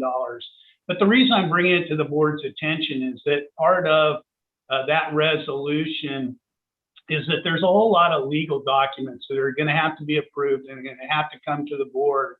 And so I don't want you to feel like, you know, if I come to you in the middle of June and say, I need you to adopt this resolution, you're going to go, wait a minute, I didn't see that. I didn't know anything about this. You know, what's going on? But, you know, there's really about, I think there's 6 or 7 resolutions and agreements that between now and when we finalize the project cost, the bids, and start actually digging dirt, that are going to have to come to this board. And, you know, again, it's big numbers with USDA. It's a $25 million or $25 million project. We're looking at financing of $16 million. We're looking at a grant of $4.5 million. The district's going to spend $5.5 million of its own. But, you know, all these things are already in place. So I'm just reminding the board that these are coming. And it's going to be tied in. It's a little bit later than we initially planned, but once we get the bids June 1st, some of these things will come along faster than others. But, you know, all these things are kind of already there, and it's just they're going to come in pieces or they may come all at once. But I just wanted to give kind of fair warning, I guess, to the board so that you're aware of it. If you have any additional knowledge, I'm happy to provide that. But like I said, the main resolution for all this was November 10th, 2020. That has all the attachments that you'd ever want to need as far as the interim financing, USDA grant, all that sort of stuff. But I thought it important, and President Balin also said, yes, I mean, more discussion's better than that. So we still have some time in here, but again, thank you for giving me the opportunity. I thought a staff report was most appropriate. So thank you very much. Thank you, Steve. Yeah, good. It's good to kind of give signposts of what the board's, you know, expected to consider next. So thank you. Any other staff reports before we go to the board? Nope. Okay. Any board member like to report? Director Ringen? Okay. On April 14th, I attended and participated in the Tuolumne County Natural Resources Committee meeting and was very happy that I did because it all circulated around the county getting involved in the FERC relicensing for PG&E for the Phoenix Powerhouse and Lions Dam. And we now have staff members who were unaware of it prior that have been alerted, and they are keeping an eye on this thing really close because we don't need any trouble. We need to have a smooth sailing into this, as smooth as possible sailing into this acquisition of PG&E infrastructure and water rights. On 4/20, attended and participated in the T-Stan Irwin New Outreach Committee meeting. It was the first meeting to form and organize the group and set our goals. And the idea is to promote what our local IRWIMP group is doing, what it's accomplished, and hopefully to allow us to accomplish even more and bring in more grant money for the area. And on 4/21, I attended the T-Stand IRWIMP Water Advisory Committee meeting, and we, the group at that time, continued the discussion and plans for the stormwater projects and attaining more grant money. Twain Harte Community Services District just got a several $million grant for a really awesome stormwater project up there that's being done in conjunction with the county. And I won't go on any further, but it's so positive, I can't believe it. And it also actually is going to help TUD because it's going to clean up the water, which will end up in Sullivan Creek and head on down to Phoenix. So anyway, that's it for me. Thank you, Ron. Any other board member have something to report? Seeing none, I just wanted to say a couple of things myself, and that is I just wanted to thank staff so much for participating in the CVP process, and also Jesse as well. Very impressed with everybody moving forward on you know, getting the numbers together and cooperating with the county and pulling that together. So I really appreciate, especially Glenn's vigilance on that. I'll just say this: tomorrow, we can participate in Zoom if we choose, but CCWD has extended the invitation, if you will, to join them via teleconferencing to, they're gonna finalize their strategic planning process. This is kind of one of the first ones that they have done, and they're very pleased with how it's going, and they're very pleased with the person that they contracted with to do the strategic planning session. So that's tomorrow at 1 at CCWD, and you have the option of going there in person, I believe, or maybe I'm not clear on that, or Zooming in to it as well. So anyway, that's there, and that's all I have to report. Oh, except on the 29th, in 2 days, I'll be meeting with Ryan Campbell to discuss the PG&E acquisition. And that's it for me. Okay, so with that, we'll be going into closed session, which will be public employee appointment, title interim general manager. Corey, does the public have any comment on that item? Not that's being indicated, no. Okay. We do yes. have Director Ringen with his hand up, I believe, for a comment. I'm hoping that we'll be able to have a 2-minute break between because that meeting will probably be elongated. Yeah, thank you, Director Ringen. Why don't we adjourn temporarily, move into closed session, I mean, at 12:30. Well, what I could do is I could just move everybody into closed session, and then from there, while you're in your closed session room, you could break, mute yourselves, and then re-enter as you need to, but I'll still move you into the closed session room. Thank you, Corey.